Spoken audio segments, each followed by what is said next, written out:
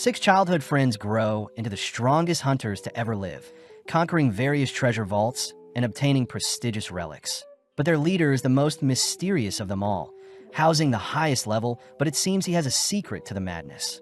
The anime opens with a flashback following six childhood friends all striving to become rich and famous, all agreeing to become heroes together living in the imperial capital of Zabridia. In the present, our MC Cry Andre reveals the importance of treasure hunters, as they're placed in a high regard and are tasked with retrieving relics within treasure vaults around the world, all while slaying creatures known as phantoms. Cry is seen visiting the clan First Step, intrigued as they're holding interviews for new members. Plus, clans are unique since they're meant to be a collection of parties. Cry admits that he had failed in the past to get strong, but as Cry lines up to enter the building, he is suddenly greeted by Ruda Runbeck, a level 3 hunter. Runda says Cry seems the most approachable out of everyone in line. But sadly, Cry has no interest in making friends, surprised to hear Runda had been going solo up until now, but needs help conquering the White Wolf's Den treasure vault. Runda says she wants to find a party to conquer said vault, but Greg Zangief, a level 4 hunter, speaks up, mocking Runda for attempting the White Wolf's Den solo at level 3. Greg says Runda will be considered an amateur in the First Step clan, advising her to go home, but this causes Runda to ready her blades preparing to duel Greg. Luckily, while Simon orders everyone to stop, reassuring Cry as he seems to be strangely keeping his face hidden from others. Heading inside, Runda is amazed at the assortment of hunters present, learning that Cry has visited the place 5 times already, feeling bad for him. Cry says people with talent will easily climb the ranks, whilst those without cling on to what they have. But Runda asks why a crowd is forming. Something Cry knows is due to Arc Brave members being present. Apparently, Arc Brave is the strongest party present, and they even managed to complete a level 7 vault with only 6 members. Arc Rodan is the leader, housing a hunter level of 7, but rumor has it that no one has ever been recruited by them at these events. Runda wonders why there is a table vacant, prompting Greg to appear again, scolding Runda for not knowing that the table belongs to the party that first founded First Step, the Grievers. The Grievers were a bunch of kids that came to the capital and shocked the world with their skills, ultimately forming the Grieving Souls Party, and is coincidentally a party composed of Cry's childhood friends. Greg suspects that the Grievers are recruiting people, hence the big event. But out of nowhere, Gilbert Bush demands to meet the Grievers, crying that his level 4 status should grant him a spot in the party. Stepping up, Tino Shade, a level 4 hunter, prepares to silence Gilbert, but Lyle tries calming Tino down. Tino says her mentor would have done the same, but Lyle says the Vice Master will get angry if something happens at the event. Sadly, the crowd encourages the brawl, making room as Gilbert draws his sword, all whilst Tino begins bouncing in place. Cry orders Runda to leave the building as it's about to get messy, but as Tino draws her blade ready to clash with Gilbert, she suddenly detects someone familiar nearby. Having noticed Cry in the crowd, Tino completely ignores the duel, allowing Gilbert to attack the air, all whilst Tino rushes towards Cry, frightening and uncovering his identity as the leader of the Grievers. Apparently, the Grievers are a 6-man army with Cry being their leader, the strongest out of the bunch. Flashing back, we see Cry and his party taking on beginner vaults in record time, but on a particular day, Cry was rescued by one of his childhood friends. Cry found it strange that his 5 party members excelled monstrously compared to himself, so Cry reasoned he should leave as he would only be holding them back. Surprisingly, Cry was offered the position of leader in their group, but Cry had never asked for such a thing, cutting to the present where Greg and Runda are in disbelief that Cry is the clan master of First Step. Ark is seen trying to start a conversation with Cry, but Tino immediately calls out Ark for having ulterior motives, prompting Ark to commend Cry for observing the crowd with a disguise. Cry tries telling everyone that he simply overslept and tried sneaking into the event afterwards, but Ark seems to be giving Cry more credit than he deserves, something Cry had experienced his entire life. Tino continues to be protective of Cry. Something Cry knows is due to Tino being an apprentice of Liz Smart, one of Cry's childhood friends. Ark takes the chance to ask if Cry has any recommendations in mind, and seeing as Cry isn't accepting any members for his party, Ark says he'll take anyone as long as Cry recommends them himself. Cry feels bad seeing Ark's party members glaring at him, but keeping his word, Cry realizes Tino won't join any other party than his, so Cry calls out to Gilbert, declaring that he'll join Ark's party. Cry does add one condition, reminding Gilbert that the most important thing for hunters is to not lose, so Cry will personally gauge Gilbert's power. Cry declares to everyone that he has never lost a fight, uttering under his breath that he has never actually participated in a real fight before. But Cry continues by removing one of his rings, announcing that anyone who retrieves the ring will be recommended to Arkbrave. As Cry flicks the ring into the crowd, Gilbert is the first to catch it, but Tino follows up by monstrously kicking Gilbert aside. Tino is seen looking for the ring, all whilst the crowd of hunters chase after it as well. But to motivate the crowd more, Cry says the ring is a relic and whoever obtains it can keep it. With the crowd distracted, Cry makes his leave, but as we cut to the next day, Cry is seen at the First Steps clan house. Eva Renfi, the vice clan master, reports that the building of the meetup yesterday is in ruin thanks to Cry's appearance. So the Explorers Association wants to speak with Cry. Cry says that since Ark is quite easygoing, they'll have Ark pay for the damages plus Ark can speak with the Explorer Association. Eva feels bad since Cry is pushing all the responsibilities onto Ark, but Cry says branch manager Gark is a scary person. Plus Cry can't go outside seeing as his disguised relic, reversible face, have been broken and he doesn't want to be attacked. Eva questions if Cry gets attacked often, finally convincing Cry to visit Gark. But funnily enough, Cry deeply apologizes for the damages at the event, reassuring Gark Welter, the Explorers Association's branch manager, that no one was hurt. Seeing Cry so sorry, Kanan Oz hands Cry a book filled with jobs no hunters want, jobs known as chores. Not wanting the hassle, Cry gets serious, agreeing to take on a chore to make up for the commotion he caused. Cry searches for a chore he can pass on to Ark, only to stumble onto a level 3 rescue mission. As Cry leaves, Gark is impressed Cry picked out the most dangerous job out of the bunch. Cutting over to Cry, who is horrified to hear that Ark is busy at the moment. Tino takes the chance to show off the ring she managed to retrieve at the event, but seeing as it's the perfect opportunity, Cry asks if Tino would join him for a chore. Before Tino can flee, Cry binds Tino with his hounding chain, something that disappoints Tino. Tino cries that she is still only level 4, and seeing as the quest is in the White Wolf's den, Cry calls for Runda, Greg, and Gilbert to assist Tino. Cutting back 6 years, we see a younger Cry and his party visiting the Explorers Association, a place known as the Treasure Hunters headquarters. When Cry got cold feet and tried backing out, Luke Sycol took charge and kicked down the association's doors, demanding to challenge the strongest swordsman they had. Liz Smart also introduced herself as the greatest thief in the world, asking where they could all register as treasure hunters, but Cry began to feel sick at how fast things were moving. When Cry went to register his party, he was asked to assign a name and a crest to his party, and seeing as this is the perfect chance to deter his members from continuing on as heroes, Cry chose Grieving Souls with a skull as their crest. Immediately, the others were against such a name and crest, but upon hearing Cry suggest he step down as leader, the others agreed to accept Cry's decision to prevent him from leaving. In the present, Cry had visited Runda, Greg, and Gilbert, all still speechless to see that Cry is the level 8 hunter with the title of Thousand Tricks. Apparently hunters that obtain a title are highly regarded, but Gilbert refuses to accept such a wimpy man like Cry to be the capital's strongest. Cry tries calming Gilbert down, asking if the trio would like to accompany Tino on her chore, but Gilbert refuses to listen to Cry, forcing Cry to recruit Greg and Runda only. Cry says Tino is free to take any other from the clan but himself, but before Cry leaves, Gilbert demands to challenge Cry, offering to go if he loses. With Cry getting serious, he says that since Tino is the leader, she'll be the one to make Gilbert submit. With the challengers getting ready, we see Tino showing off her flexibility to Cry, but Gilbert is more fixated on defeating Tino, so he can duel Cry. Tino reminds Gilbert that Cry is level 8 compared to a fly like Gilbert, who is level 4. But to make things fair, Tino says she won't be using any of her weapons.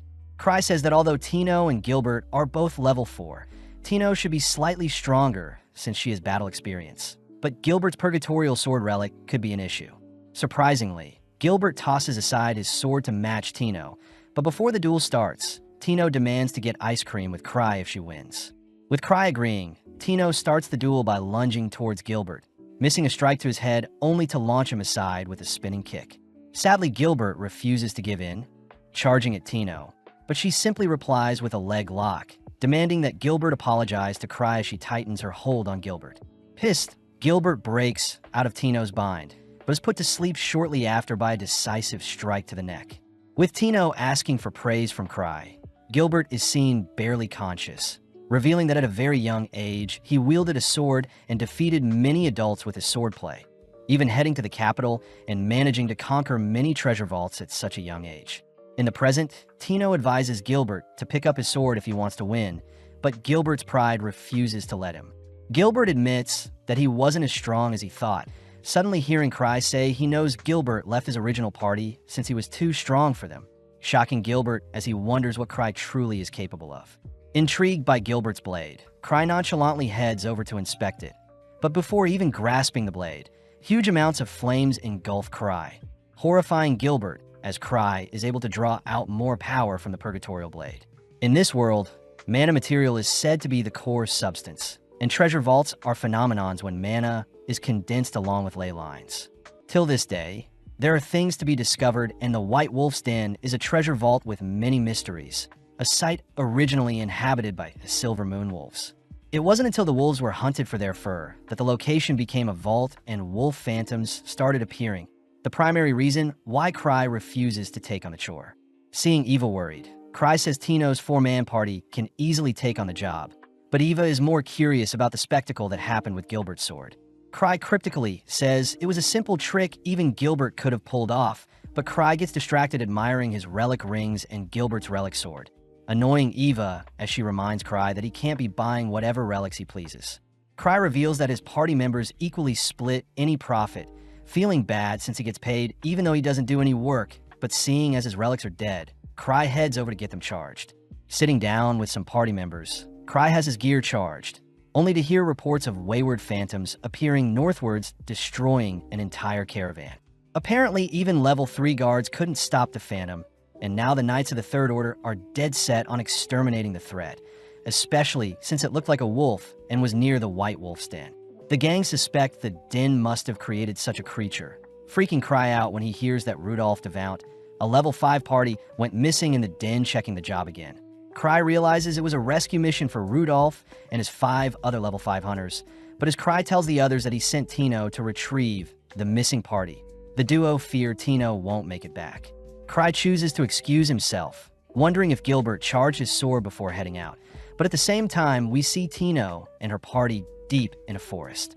Tino reminds the gang that such a mission won't be easy, hence why they were asked to write their wills, but Greg fears that their 4-man party is too random to take on any extraordinary quests. Tino corrects Greg, declaring that Cry is far more calculating than anyone they've met, inspiring the gang to continue forward as they have full faith in Cry's decision to give them the job. At the same time, we see Cry about to puke, blaming himself for sending Tino and the gang on an impossible mission. Seeing as he has to right his wrong, Cry heads over to open a secret passage near a bookshelf, reasoning he should stop the gang and hand over the job to someone else more qualified. At night, we see the gang making good progress through the woods, but suddenly a phantom attacks them. Greg is mortified to see the creature equipped with armor and a sword, but Tino cries that they must overcome such a creature. Back with Cry, we see him sifting through his assortments of relics, stashing up on items he may need, but before he can head out, Eva asks what he is doing. Eva is happy to see Cry is worried about Tino and the others, but spots Cry wearing a Citri slime, an item that violates Imperial law.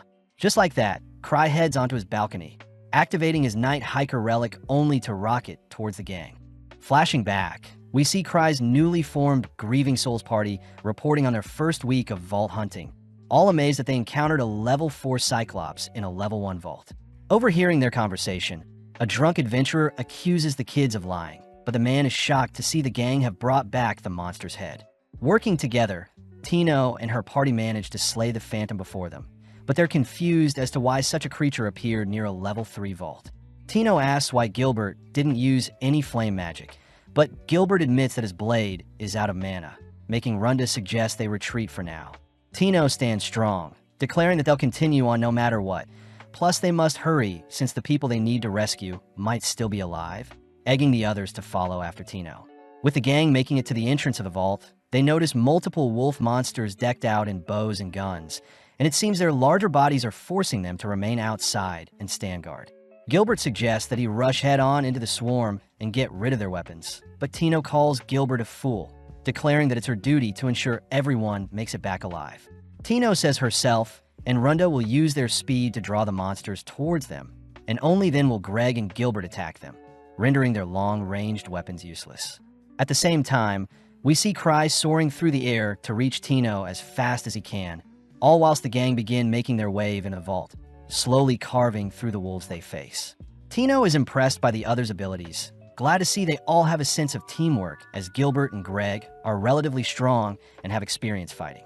Runda, on the other hand, understands how she can distract and locate enemies, allowing Tino to deal any finishing blows, a party Tino wholeheartedly believes Cry had designed intentionally. As Gilbert clashes blades with the enemy, he is reminded of the moment he left his team, feeling a little bad since he outgrew them quite quickly. With Gilbert a little distracted, Greg charges the wolf Gilbert is dueling, allowing Gilbert to execute the monster. Moving deeper into the vault, Tino begins inspecting the surroundings, only to report a strong presence nearby that belongs to the boss.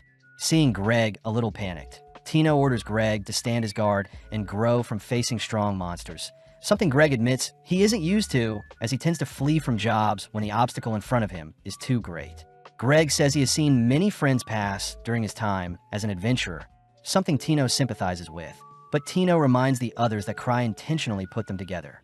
When Runda asks why she was selected, Tino gets jealous at Runda's figure, accusing Runda of seducing Cry with her breast, but regardless, the gang ventures deeper. Back with Cry, we see him scouring the forest from the skies, freaking out as he wonders where Tino and her party are. Unable to stop the flight relic, Cry has no choice but to fly into the vault in search of the gang. But as this happens, we see our gang come face to face with a monstrous wolf boss. Immediately, the gang are forced to play defensively, weaving and running away from the boss's strikes. But Tino notices that the boss has no protection around its skull. Stealing their resolve, Gilbert takes charge by blocking the boss's axe, prompting Greg to help distract the creature by slashing at it from behind. With both Runda and Tino running circles around the boss, Greg almost gets caught by the boss's axe, but luckily Runda tackles him to safety. Seeing an opening, Tino scales the boss's massive body, enduring a slash to the leg in order to make it to the boss's neck, only to plunge her blade into the creature's neck. With a lethal blow dealt, the gang watches as the boss disintegrates, all celebrating as Tino patches up her leg wound. Seeing as Greg lost his blade during the boss fight, Tino hands Greg her own blade. But before they can make plans to search for the lost hunters, a sudden projectile is tossed towards Tino's heart, something she barely manages to dodge. Seeing several other wolves emerge from a deeper section of the vault, Tino wonders if there are multiple bosses in the dungeon, wondering what Cry had in mind for them. Unable to fight at the moment, Tino orders everyone to flee into a crack in the cave, but sadly, one of the wolves rush to block them off. Greg and Gilbert say they'll distract the monsters whilst the girls flee, but Tino racks her brain for a solution, suddenly reminded of the ring she got from Cry. Refusing to leave anyone behind, the gang rally together to take down the wolf guarding the crack, first distracting and attacking the wolf from below, only for Runda to toss some projectiles at the wolf's eyes to blind it. Following up, we see Tino reminded of a time when Cry had taught her how to use one of his rings, and now using that knowledge, Tino uses the ring to launch a bright projectile into the wolf's eyes. With the creature blinded, Gilbert tries going in for the finishing blow, but Tino cries for Gilbert to stop, ultimately watching as Gilbert is blown into the nearby walls. Tino blames herself for not being more specific with her commands, all gazing up to see the wolves glaring at them, finally giving in as they have nothing left. Before the wolves can attack, a powerful projectile sends the wolves flying, revealed to be Cry, who has arrived just in time, glad to see everyone is fine. Strangely, the wolves are quite wary of Cry's presence, and when one wolf tries slashing at Cry, a mysterious veil nullifies the attack. Smirking, Cry announces that he has 17 lives, swiftly conjuring several magic balls aimed at one of the wolves. As Cry's projectiles land perfectly onto the wolf, the gang are amazed to bear witness to a level 8's power, but surprisingly, the wolf afflicted by Cry's powers is still alive. Cry admits that his magic balls are just shooting rings meant for show, beginning to freak out as the wolves before him are creatures he's never seen before. Seeing no other choice, Cry launches his special item around his neck into the air, only to ignite it to create a smoke screen. With everyone ordered to run, the gang are grateful to Cry for running in the rear guard since Tino is hurt, but Cry says he didn't mean to, as he is just slow. Tino is reminded of the first time she met Cry, flashing back to a time when a young Tino was almost captured by some thugs, but suddenly Cry and his party showed up, unintentionally rescuing her. Having made it to safety, Cry commends Tino for staying alive up until now. And seeing as Tino is injured, Cry makes use of a healing relic to instantly patch up her leg wound. Seeing as escape is their #1 priority, Cry takes the lead and begins escorting the gang through the cave, but secretly he has no idea where he is going. In the past, Cry had shown off all the relics he collected to his party, making his party jealous as they wanted Cry to pick out a relic for each of them. Some of the girls were curious about a particular magic bag that could store an infinite amount of items, but Cry says it can only store chocolate. Liz had put on a mysterious ring. An item Cry is impressed didn't tear Liz's body into pieces. As for Luke, he picked up a curse sword, but was able to stop himself from going crazy. As the gang follows Cry, he says the White Wolf Den is impossible to navigate since it's like a maze, and every time Cry turns to check the flank, so does everyone else. Gilbert speaks up, asking what Cry's plan is, but Tino butts in stating that they must figure out what Cry is thinking themselves. Tino also adds that the direction they're heading is the opposite of the exit, annoying Cry, but regardless, they continue onwards. As they reach a fork in their path, Cry attempts to go one direction, but the others suddenly scream that they can sense the lost hunters nearby, something that even surprises Cry. The gang are happy to see Rudolph and his members are barely alive, and seeing as everyone is famished, Cry makes use of his magic bag, feeding everyone some chocolate. Tino can't help but gobble up the chocolate, admiring how calm and cool Cry is. But as Greg speaks with Rudolph, Rudolph reports that a single phantom with a skull covering its entire face wiped out his entire party. Rudolph suspects that the Soul Hatred Incarnate embodies the lingering curse of the Silver Moon, and is a creature on par with Thousand Swords, the capital's strongest swordsman. Cry recognizes the swordsman to be one of his childhood friends, Luke Cycle, a level 6 hunter. Cry doubts the creature can actually be that strong, but seeing as their current party isn't capable of taking on such a creature, Cry says they should escape for now, allowing Tino to take it from here. Tino starts by leading the gang back to the boss chamber they fled from, and with everyone agreeing to make it out alive, Cry notes how he only has 5 safety rings left, meaning a 6th strike will be lethal for him. Cry also knows that his remaining relics won't even phase the enemy, but when the gang spot a monstrous entity approaching them, they all ready their weapons. Cry realizes he can use his Night Hiker to dive the attacker and sacrifice one of his lives. But when the actual boss appears, its sheer aura sends shivers down everyone's spine. Strangely, a second masked figure appears behind the phantom, instantly kicking it into a nearby wall, someone Cry recognizes as Liz. Liz first asks if the people with Cry are new members, but Cry reassures Liz they aren't, pleasing Liz as she removes her mask. Liz gets annoyed seeing as the others don't recognize her. Plus, Liz revealed that she had to come get Cry, feeling ashamed as Liz had entrusted that Tino would be able to handle missions on her own, choosing to glare at Tino, who tries hiding behind Cry. When Gilbert tries diffusing the tension, Liz monstrously kicks him into the wall, turning back to face Tino, only to question if Tino was someone she should have taken up as an apprentice in the first place. With Tino unable to do anything but sincerely apologize, Cry is forced to step in, finally able to calm Liz down. With the boss recovering and another wolf appearing, Liz is forced to silence the creatures, ruining her moment with Cry, choosing to equip her mask as the enemies spray her down with bullets. Activating her technique, Liz manages to slow down time, nonchalantly catching and nullifying the gun spray. Liz takes the chance to educate Tino on how to slay armored creatures, uttering that Tino must simply slay them whilst they're in their armor, demonstrating by slashing up the armored wolf with a single kick. Seeing the boss thrust its blade towards her, Liz chooses to catch the blade, demanding to know why Tino found the boss so difficult to defeat, as Liz herself lands a disgusting knee onto the boss. Liz continues by dragging and slamming the boss into the ground, reminding Tino that she is far too weak and that she needs to grow stronger if she even wants to compare to Liz herself. Unable to handle the criticism, Tino begins to cry, something that makes Cry feel bad for her. As Liz finishes off the boss, Cry reveals that Luke and Liz used to spar each other constantly, and is the reason why they're so strong today. Plus, Liz is the fastest thing to exist in this world, moving faster than her shadow, can keep up hence her title of Stifled Shadow, the level 6 hunter. With Liz now calm, she jumps into Cry's arms, happy to see Cry again. Back at home, Gilbert is seen handing over his blade to Cry, telling Tino and the others that he plans to rejoin his former party and grow stronger alongside them, with the goal of reaching Liz's strength in the future. In the past, Cry had accidentally placed orders for masks without eye holes, but his party had believed Cry had intentionally left out the eye holes to make them stronger. In the present, Liz sleeps soundly all whilst Cry seems to be looking for something, wondering if he should give up on his search. Flashing back 1 year, Citri Smart, a level 2 hunter with the Alchemist class, had entrusted Cry with handling a slime she created. Being the genius of the Grievers, with the title of Prodigy, the slime Citri gifted Cry is capable of destroying the entire capital. In the present, Cry says he had lost the slime, and when he had tried using the slime in the wolf den, it was already missing, so Cry reasons it was always empty to begin with.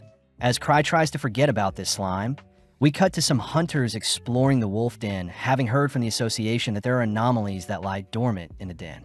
Unable to sleep all night, Cry drags himself throughout the building, only to run into Eva, who wants Cry to make a report on the wolf's den, seeing as Tino is training with Liz. Cry asks if Eva can check if a possible slime may be wreaking havoc in the capital. But first, Cry heads to check out Tino's training. As Cry leaves for the basement floor, Eva admits that Cry has the special foresight to predict the future with his guesses, something even Cry isn't aware of. In front of Tino's training room, Cry runs into Sven Anger, a level 6 hunter and the leader of the Obsidian Cross Party. Sven asks Cry to convince Liz to give them the training room, but Cry apologizes since Liz came home earlier than expected, having gotten bored of disarming traps in Night Palace, a level 8 vault, and simply returned home. Sven cries that Tino will be slain if Cry doesn't intervene, but although Cry is skeptical, he enters the training room only to see Tino completely knocked out. Liz seems to be pissed that Tino is not trying harder, preparing to end Tino with a lethal kick, but Cry suddenly orders Liz to stop. Liz says she is simply drawing out Tino's true strength, annoyed seeing Tino not trying whatsoever. But Cry reasons Liz should give Tino a break, something that ultimately convinces Liz to cease her training. Strangely, Cry's voice awakens Tino, prompting her to get back up, freaking Cry out when he sees Tino has the Griever's mask on. Unable to stop the girls, Cry heads back outside to apologize to Sven since he won't get to use the room, but Sven says he understands Tino's yearn to get stronger. In the meantime, Sven tells Cry about the phantom sightings up north, the same story Cry heard regarding the Knight's Order getting crushed. Cry is annoyed that Ark isn't here to deal with the mess, especially since Ark is a far more qualified leader than himself. But Cry suddenly gets an idea, suggesting that Sven and his Obsidian Cross Party should investigate up north. Just like that, Cry manages to pass on a dangerous job to more qualified hunters. But as Cry leaves, Henrik Hefner questions why Cry always remains at base.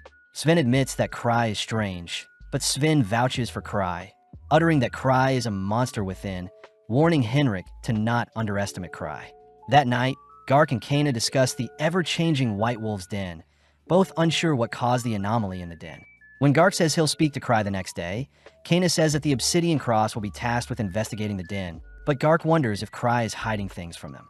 Elsewhere, we follow several hooded figures and their leader, Noctis Cochlear, belonging to the Grand Master of Mages who researched the Akashic Tower. The men utter that the experiment they've been working on is able to draw in huge amounts of mana and artificially create a treasure vault, but the men agree to keep things under wraps in fear of Cry discovering their location. They mention that Sophia Black, Noctis' talented underling, will return soon and help with completion of the experiment, but in the meantime the men are tasked with gathering information.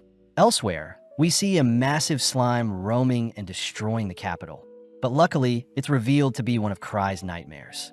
Feeling someone in the sheets with him, Cry calls out to Liz, who asks if Cry is free today, and seeing as both Tino and Liz don't have training today, Cry agrees to hang out with Liz for the day. At the entrance of the base, we see Gark greeting the receptionist, only to spot Cry with Liz.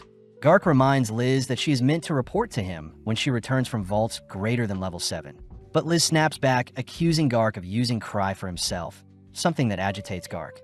When Liz fires off a kick at Gark, Gark easily blocks the strike, holding back his anger as he warns Liz to not piss him off. As both Gark and Liz's auras swell, they both begin to brawl, all whilst Cry and Kana head upstairs for a more mellow chat. Kana tells Cry about the ley lines and strange mana gathering around the wolf's den, but Cry says this isn't the thing that concerns him, as he secretly knows he must track down where he lost Citri's slime.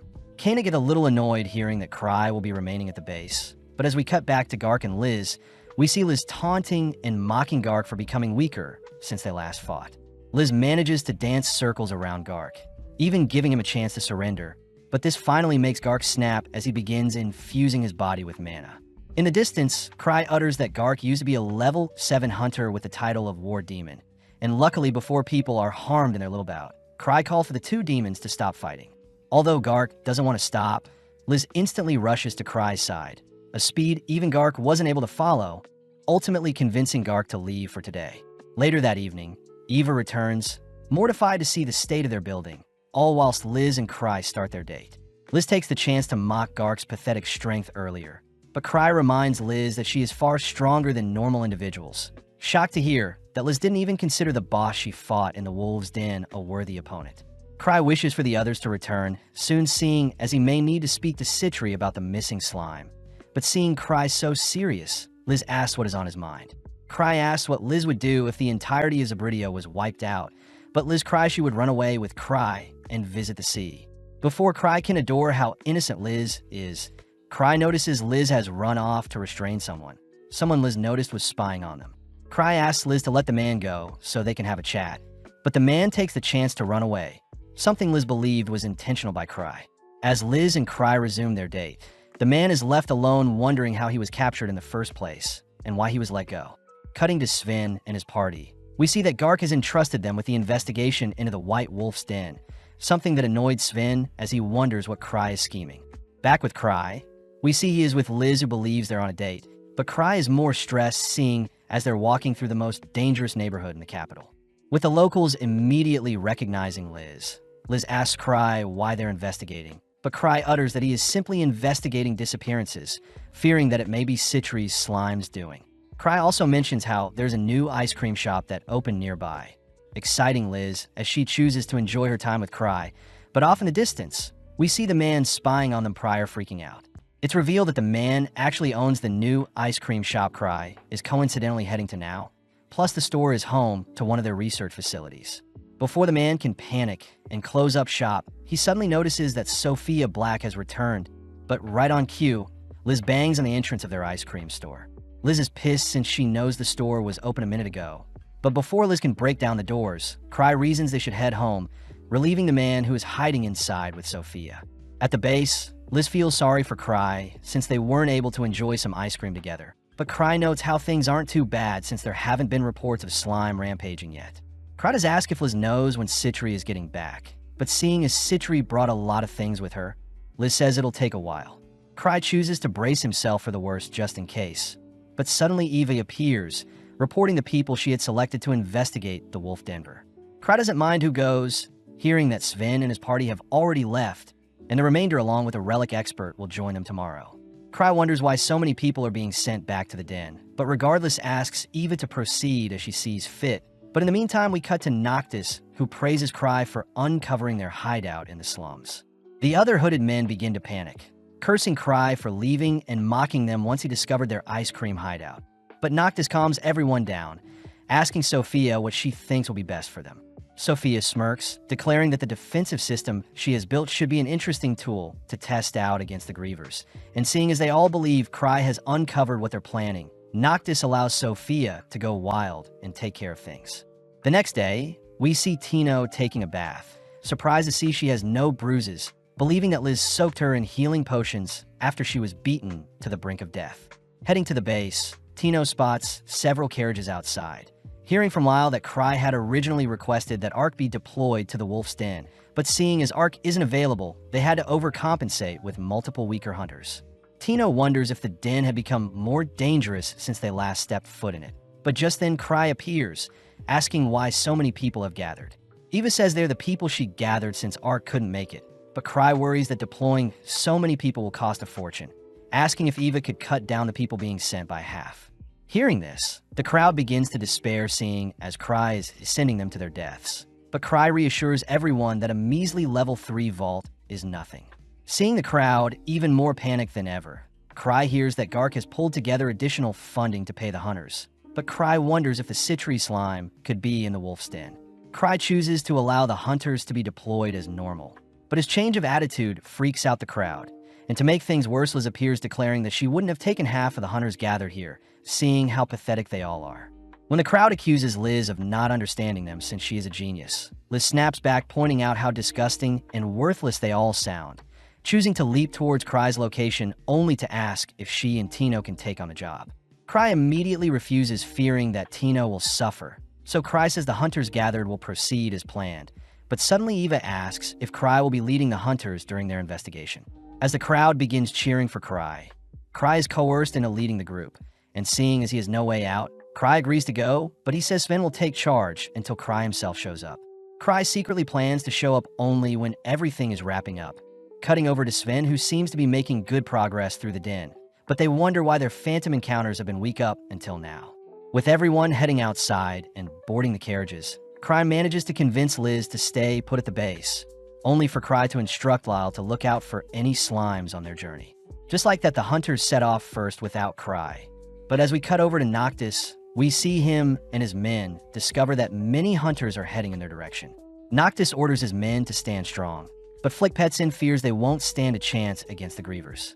Sophia corrects Flick, declaring that her defenses against the 3 Grievers present in the capital are already in place. Plus, Sophia is confident that her defenses will stop Liz's attacks, and her tricks can stifle Cry's genius brain. Noctis asks what Sophia will do about Citri the Alchemist, but upon hearing that name, Sophia becomes enraged, declaring Citri to be her nemesis, and that she doesn't even compare to someone like Sophia herself. Seeing Sophia fired up, Noctis orders his men to follow Sophia's commands. But back with Sven, we see that his party has yet to run into anything strange. With Henrik once again doubting Cry's reason for sending them here, Sven suddenly gets a message, only to order for everyone to evacuate with a whistle. Outside, Sven is mocked for evacuating everyone after receiving word to look out for a slime. But as Gain and other hunters mock Sven's decision, Sven corrects them. Sven says members of the Grievers would have never warned the others of the disaster, something that shuts up Gain and the other hunters as they realize Sven was only being safe and will resume their mission once reinforcements arrive. Gain questions why a slime would be such an issue, but Sven recounts a time when Cry had asked him to go cherry blossom viewing, and strangely Cry had asked Sven to bring his weapon. When they arrived at the cherry blossoms, the trees had suddenly become a treasure vault, a location commonly known as Prism Garden, and is an example of Cry being able to predict the future. At home base, Liz is seen jumping at any excuse to head to the den, dead set on showing how strong she's gotten to Cry. Cry says he needs to time things perfectly, but out of nowhere Citri appears, asking if Cry needs help with anything. Citri suddenly mentions how they need to crush a dangerous force before they gain too much power. But at the same time, we see Gark suiting up ready to head to the Wolf's Den, as well to prove to Liz he's still a warrior, only for Citri to appear, asking for a favor from him. In the past, Citri had told Cry that she wanted to take on a different role compared to the others in their party, a decision that Cry ultimately encouraged Citri to make. Heading to the secret room, Citri points out how rapidly the Citri slime could evolve and adapt, something that scares Cry. But Citri says she had taught the slime to leave herself and Cry alone. Cry takes the chance to tell Citri that her slime is missing, but this makes Citri immediately investigate how it went missing, suspecting it must have escaped through the drain in the room's bathroom. Citri says she'll deal with the slime, all whilst Cry handles a different issue. But as we cut over to Lal, who greets Sven, Lal passes on Cry's orders to have Sven command the hunters whilst he is gone. Seeing as Liz won't be an issue, Sven rallies together the troops, asking if the hunters are ready to deal with slimes. Immediately, the hunters point out that any weapon at their disposal should deal with such a harmless creature. But this annoys Sven as he wishes Cry was more specific about the threat at hand. Gain takes the chance to mock Sven for stalling their mission once more, but this time the surrounding hunters laugh at Gain for going against Cry's warning. At that moment, Talia Widna, an alchemist that had supposedly been working with Citri on her slime investigations, presents a tube specially designed to slay slimes. Following Noctis, he is seen being fed information regarding the hunters at the Wolf's Den, with numbers totaling just under 100 and only a few have titles. As Sven starts the operation, he chooses to send small parties into the den, ordering them to whistle and communicate if anything happens. But sadly, after a whole day of searching, Sven is baffled to have not encountered anything but phantom wolves in the Denver. With so many injured, Sven wonders if Cry was wrong, all whilst Gain voices how disappointed he is in Sven. Luckily, Sven stays resilient, wanting to see the mission till the very end, but as night falls we see Gain heading into the woods to take a leak. Whilst Gain is berating how spineless Sven is, he suddenly hears a strange noise nearby, choosing to investigate it before sounding his whistle. In the distance, Gain notices two hooded figures standing before a monstrous wolf. Listening in as Hose and Tage discuss plans to further inject the creature with a strange substance. Before the hooded men can act, Gain rushes towards the men, announcing himself as a hunter only to begin beating up the hooded men. Gain chooses to take out Tage first, but whilst he is distracted, Hose manages to inject the creature with the syringe, forcing it to undergo a mutation. In mere moments, the creature's body begins to melt and ooze like a slime. And as the creature roars, we cut back to Sven and the others who hear a whistle out in the woods. Recognizing the whistle, Sven immediately orders all the hunters to ready themselves for whatever is in the forest, all whilst Talia follows the gang.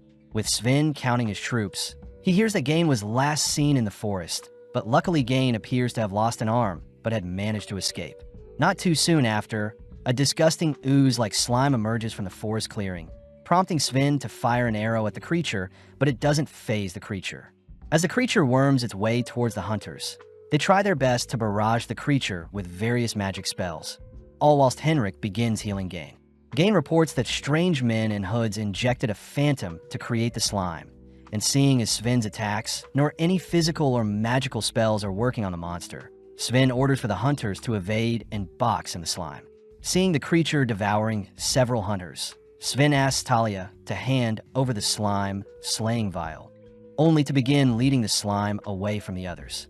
Seeing the slime bounce after him, Sven uses the opening to sneak the vial onto the creature's landing point, only to watch the vial blow up within the slime. Sadly, such a small explosion doesn't faze the creature as it tanks the explosion only to continue its march towards the hunters. With Sven out of ideas, he racks his brain for a solution, only to be surprised to see that Citri has arrived, uttering that the slime before them nullifies magic. Citri says that Cry had allowed her to take charge of the mission, revealing that the slime before them is encased in a force field that negates all attacks. And seeing as the creature is melting, Citri suspects it's trying to replenish its mana, hence why it targets beings with the most absorbed mana like herself.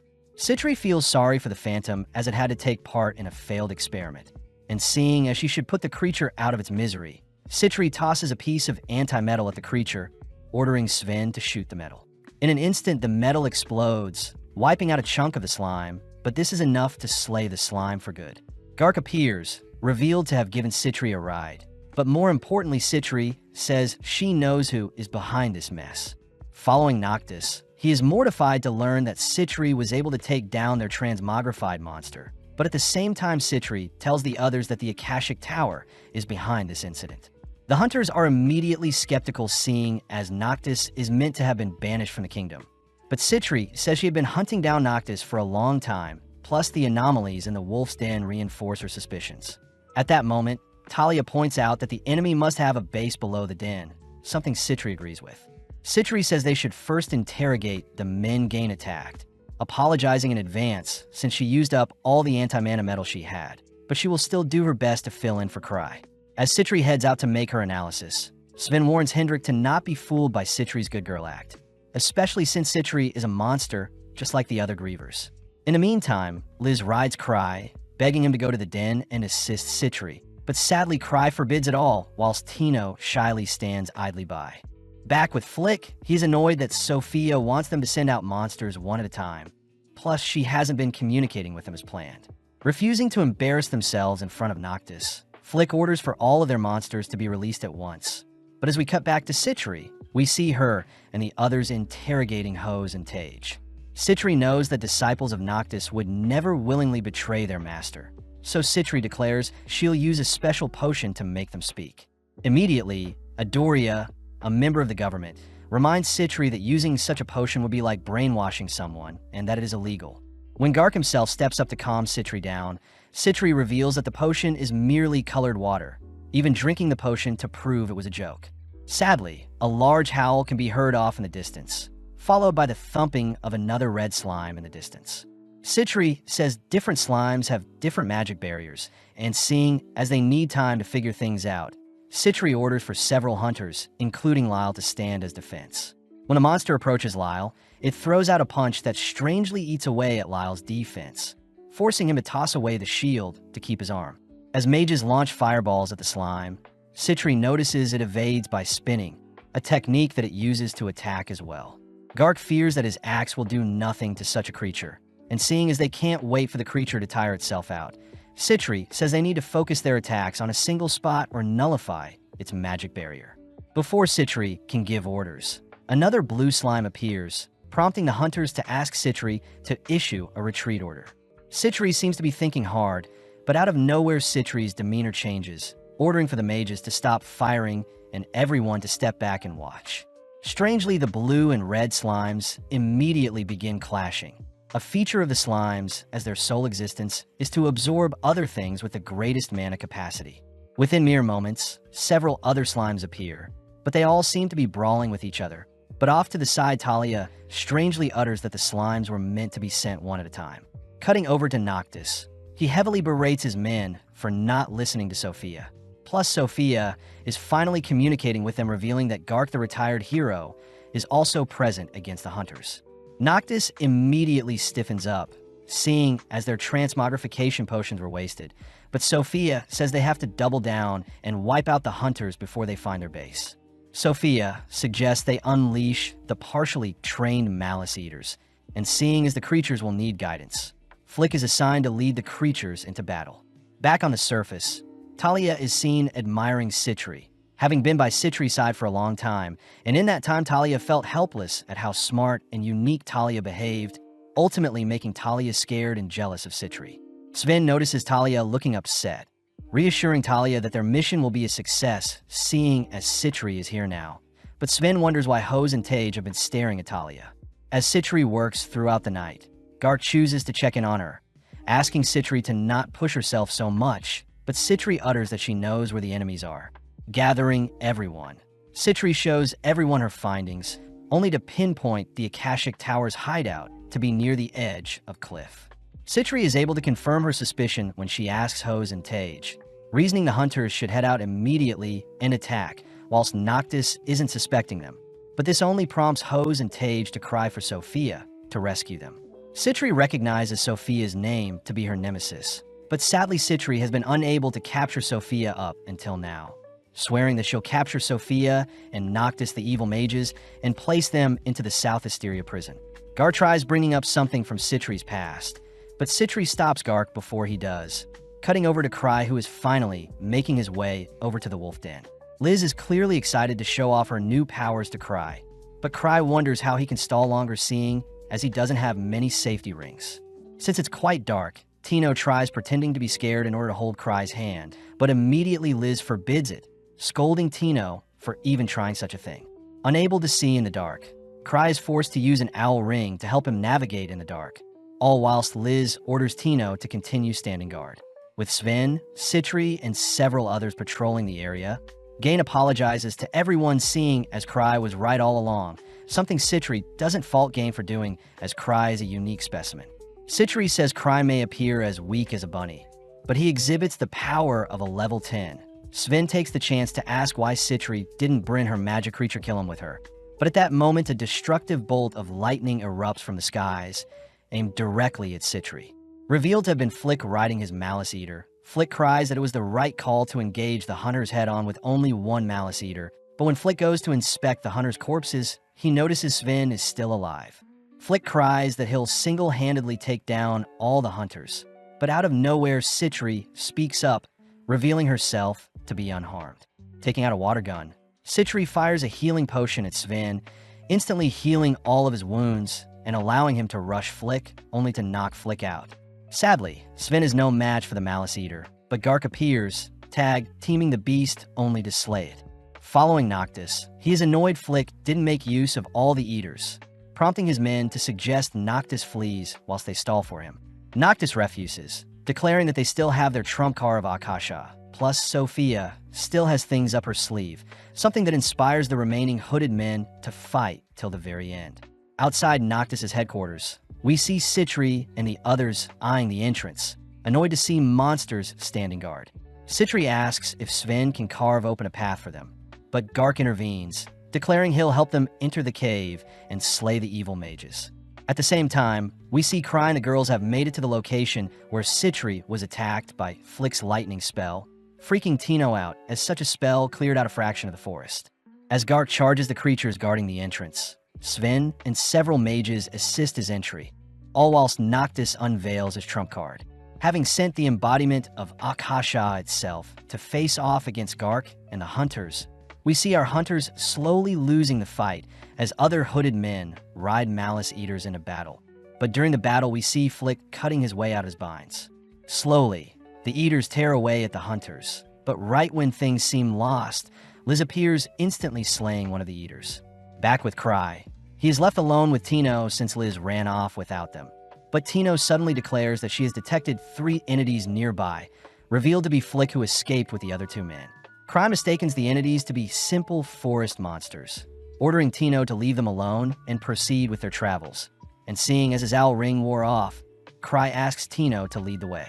With Liz now assisting the hunters, she is easily able to help turn the tides, teasing Citri for losing before she showed up, but Citri can only curse at her big sister for making fun of her.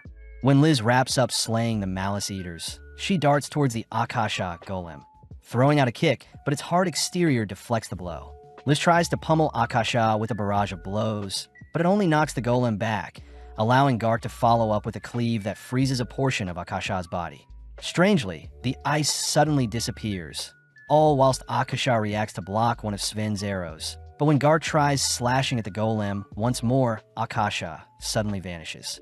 Having leaped into the air, the gang are reminded of Ansem, and when Liz tries sneaking up for an aerial attack, Akasha detaches one of its arms to reveal a cannon. Firing and scraping Liz is forced to back off for now, all while Citri wonders why Akasha is solely fixated on attacking Liz. Liz is annoyed seeing the golem underestimate her, but when Liz and Gark work together to knock Akasha onto the ground, it shows off some boosters that rocket it onto its feet. Having exhausted herself, Liz declares it's over, prompting Cry and Tino to appear. Liz apologizes since she wasn't able to defeat Akasha before Cry showed up, but out of nowhere the golem locks on a Cry, suddenly flying towards him.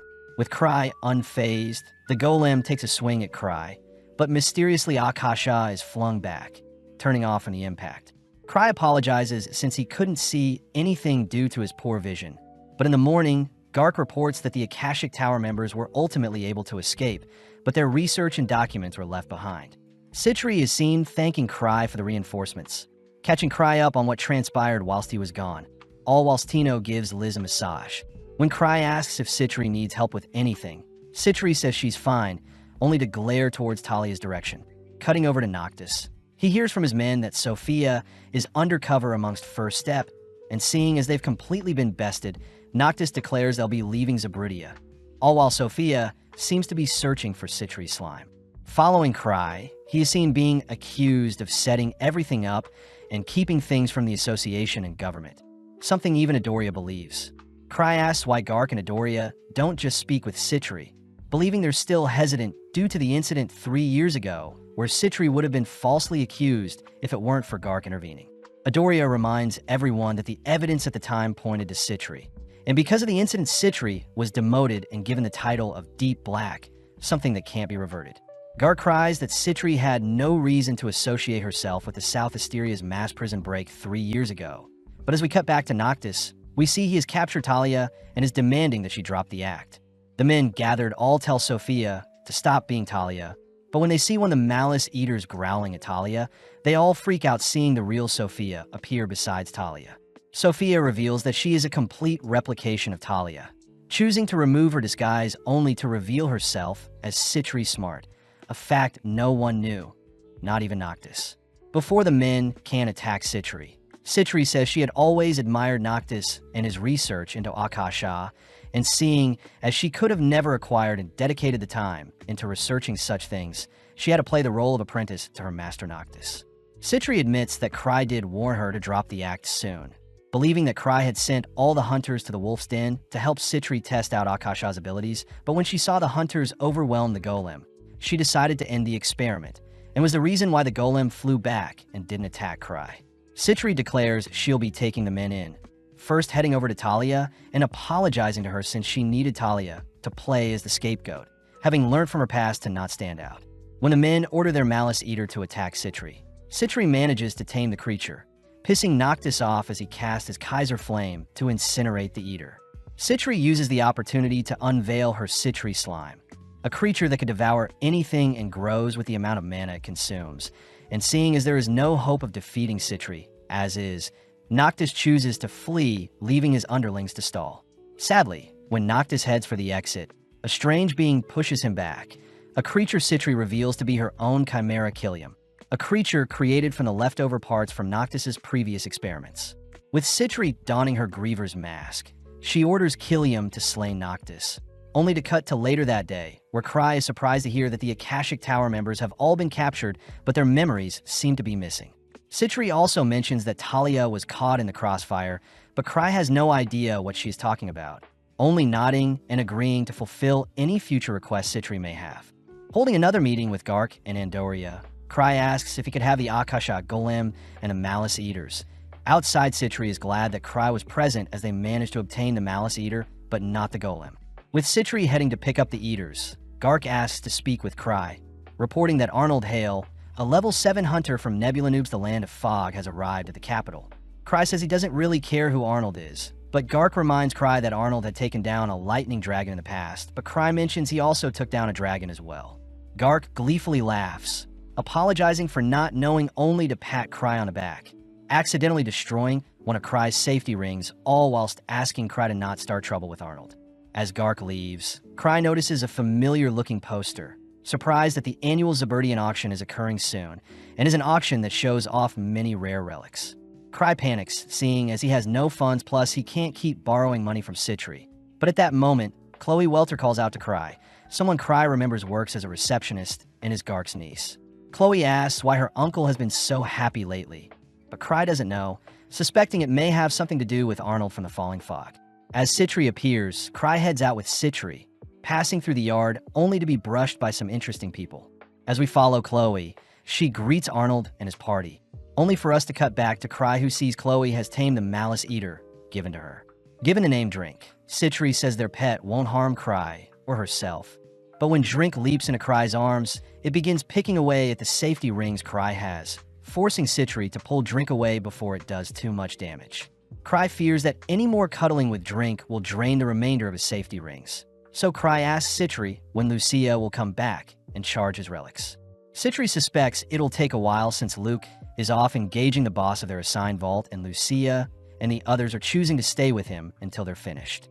Citri also remembers to hand Cry something, an item Cry recognizes as an Aspiration Manifest, a relic that lets a user store any one spell in it, just like the one Cry carries around his neck and acts as a lucky charm gifted to him by Lucia. Citri asks Cry to take good care of it, but as we cut to Arnold and his party, we see Jaster pissed that Chloe wasn't more scared when she laid eyes on Arnold. Ilaria manages to calm Jaster down, declaring that they'll work their way up to becoming the heroes in the capital as well, something that fires Arnold up as he squeezes the juice out of an apple. Back at the base, we see Citri giving her all to massage Cry, something that annoys Eva, but as Citri enjoys the moment, Cry says he still needs Lucia to recharge his relics. Citri suddenly gets an idea, first wrapping up her massage session with Cry only to gather several hunters to start an impromptu lesson to help Cry out. Citri declares that those who pass the class will be classified as a mage on par with Lucia, something that makes the hunters perk up, especially Chris Argent and Lapis Fulgur, members of the Starlight Party. Chris gets annoyed at Cry for zoning out, but Lapis calms Chris down, reminding her that Cry is Lucia's older brother and someone they should respect. Apparently, Starlight is a party composed of demi-humans called Noble Spirits, beings that have lived many years and are experts at magic. Lapis herself is level 6, whilst Chris is level 3, and their kind tends to look down on those that aren't great mages. Lapis asks if they can truly get as strong as Lucia, especially since Lucia is the most renowned mage in the capital. But Citri doesn't lie, only uttering that their training involves things Lucia would do often. Marietta and Nori chooses to go first, starting off by charging one of Cry's relics, but it seems to be taking longer than usual. Citri simply orders Marietta to continue until completion, and when Marietta is done, Citri simply hands Marietta some more relics charge. Citri explains that a mage's mana capacity normally stops growing around their teenage years, But as Marietta collapses from mana exhaustion, Citri reveals that a mage's mana capacity actually increases slightly every time a mage exhausts their mana. Chris says it takes a decent amount of time for someone to recover from mana exhaustion, but Citri takes out a unique liquid, dripping it into Marietta's mouth only for Marietta to strangely jump up.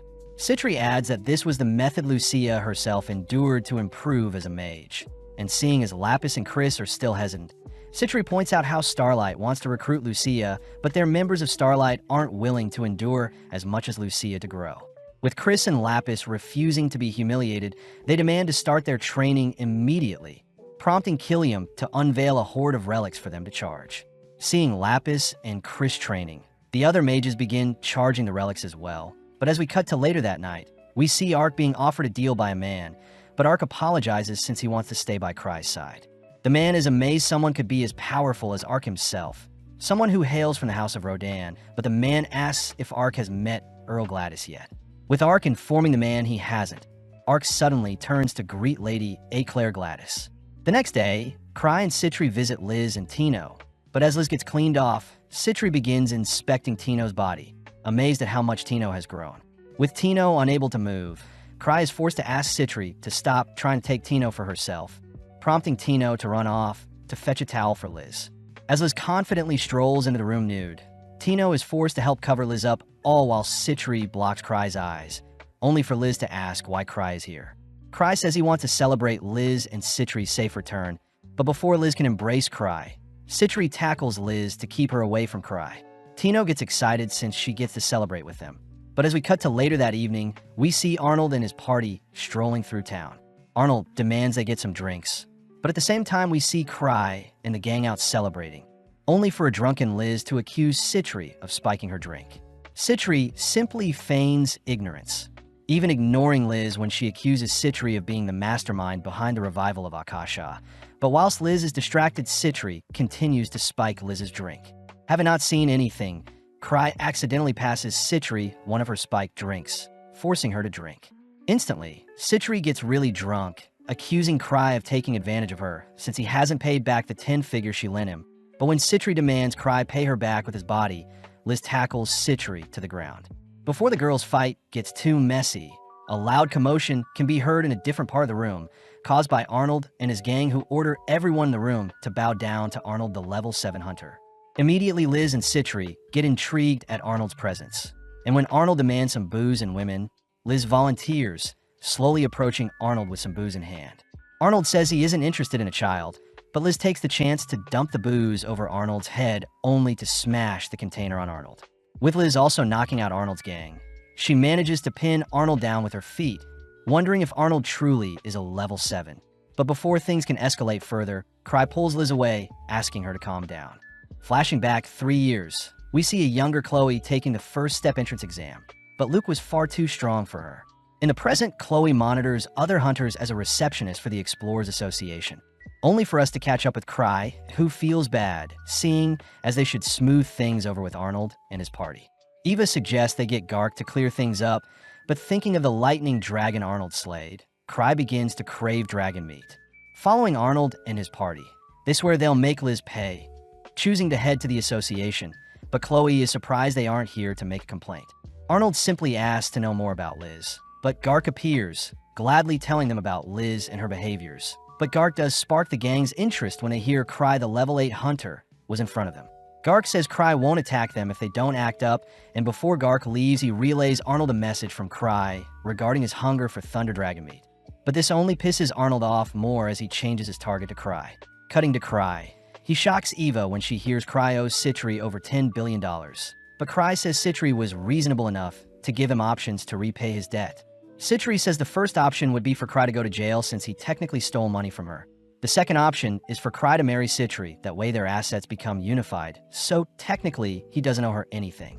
Cry wonders if he should just marry Citri, but Eva says Cry should be able to pay Citri back if he saves up money. But as Eva leaves, Cry thinks about what he should buy in the upcoming auction. With Arnold and his gang asking around, they're weirded out by the rumors of Cry seeing the future and never participating in treasure vault raids. But Arnold wonders if Cry is more of a tactician and had to rely on his teammates to reach level 8. Arnold declares he'll squash Cry to prove to everyone he is the strongest, But as we catch up with Cry, he is seen admiring the beautiful sky from his balcony. Out of nowhere, Tino appears, having since Cry needed something from her, and seeing as it's the perfect opportunity, Cry asks to borrow some money from Tino. Tino mentions how she still needs money to live, but Cry jokingly says he won't ask too much from her. Plus, Cry's 10 billion debt can be wiped out if he just marries Citri. Hearing this, Tino despairs, fearing that Citri will have Cry all to herself. But needing a change of scenery, Cry and Tino head out for a walk. Tino asks Cry why he doesn't just search for relics in treasure vaults and sell them for money. But Cry can't tell Tino that he is a fraud, but at the same time we see Arnold and his gang scheming ways to attack Cry.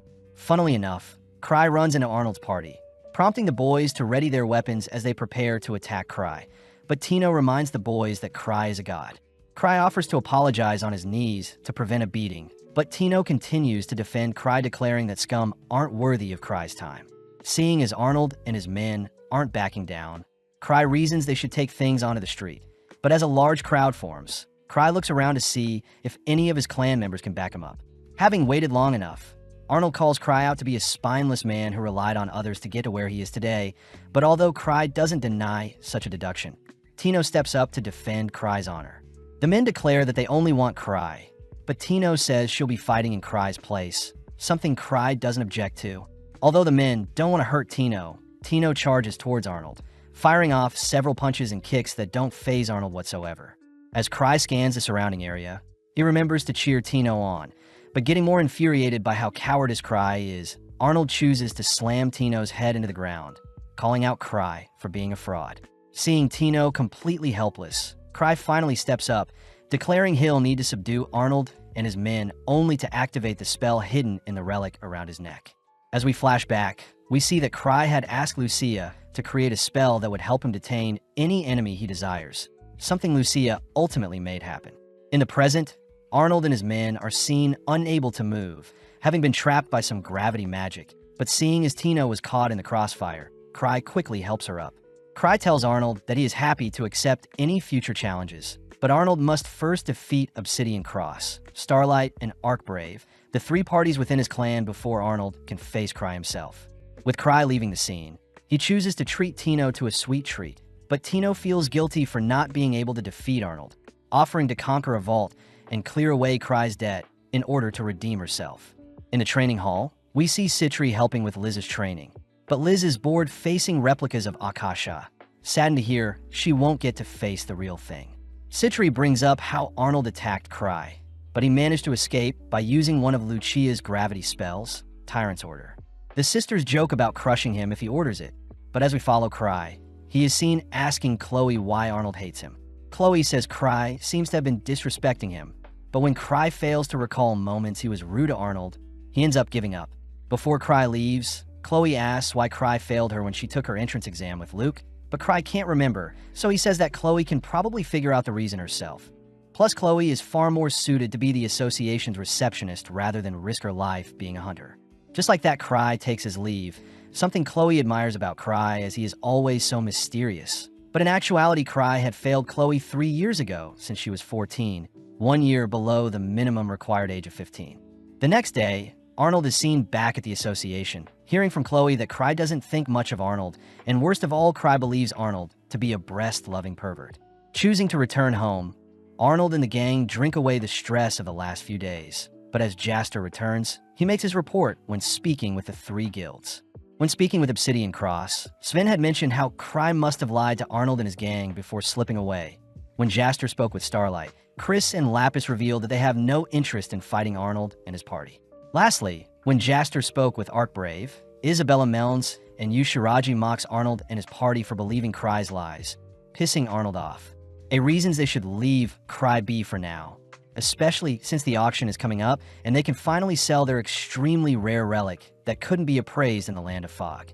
Following Cry, he has Mathis appraising another of his relics, but Mathis cries that such a relic can't be appraised as it seems to be from an advanced civilization. Mathis says he'll complete his appraisal after he finishes up preparations for the auction, but Cry asks if he can inspect the items being sold at the auction, all whilst Tino chats with Mathis. Seeing Tino so sweet, Mathis is reminded of his own granddaughter, asking Tino to take it easy and look after herself from time to time. Tino is grateful for the advice, but when she thinks about Cry's crippling debt, she begins to despair. In the storage room, Cry sifts through various relics, only to see a strange-looking mask, wondering if it is a type of reversible mask. Apparently, Cry's previous mask was broken by Liz. Such a shame, since Cry would be able to don the mask and walk around as he pleases without being bothered. Yearning to get his carefree life back, Cry asks who the owner of the mask is, wanting to purchase it before the auction. Out in a park, Tino enjoys a crepe only to ask what Cry plans to do to pay Citri back, but Cry wonders if the mask he'll purchase can disguise him whilst he steals things to help pay back his debt. Cry feels bad hearing that Citri is running low on funds herself, plus most of the experiments she conducts cost a decent amount of money. So as our duo stroll through town later that evening, Cry racks his brain for other ways to get money. Out of nowhere, Cry spots a carriage belonging to the house of the Earl of Gladys, an aristocrat that famously hates hunters. Eclair is seen thanking Ark as he gave up his time to spend with her. But suddenly, Eclair glares at Cry, demanding to know why he's staring at them. Ark tries introducing Eclair to Cry and Tino, but when Eclair begins bad-mouthing Cry, Cry is forced to restrain Tino from snapping back at the little girl. Eclair is confused, seeing Cry accepting all the insults she throws at him.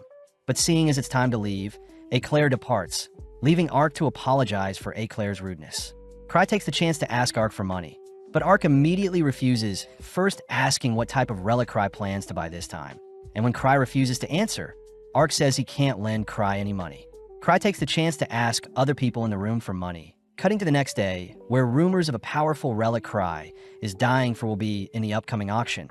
But as we follow Cry, he apologizes for enlisting Citri to help with negotiations on the relic he plans to buy.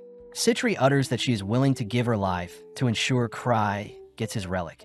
But out of nowhere, the owner of the strange relic mask is revealed to be Arnold himself. With A accompanying Arnold, Citri gets their negotiation talk started, mentioning how Arnold's scary-looking relic won't appeal to the buyers at the auction, so they should sell it cheap to Cry. Arnold says that's not fair since the relic could exhibit a rare skill, but Cry mentions how the relic could also be very dangerous, so Cry himself will dispose of it for them.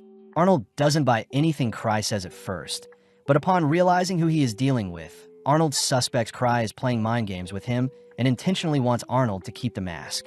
Smirking, Arnold says he'll sell the mask for 10 million gold, only to proudly declare his victory over Cry.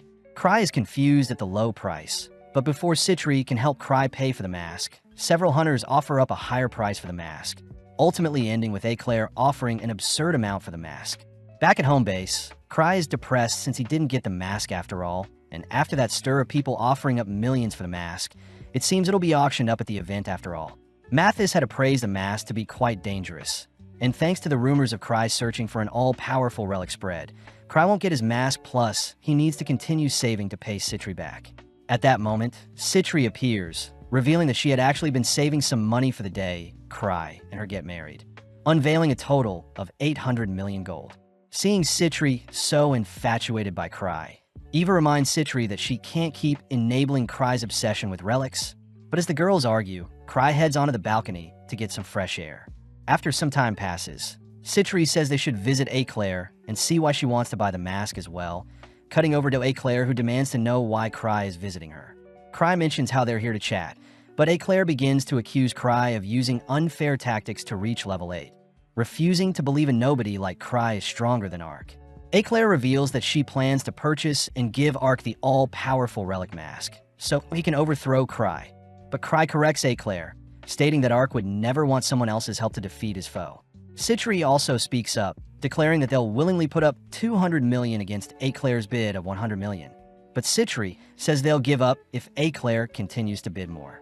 At a crossroads, Eclair reports this news to her father Van Gladys, only for Van to ask Montour how much they can pay for the mask.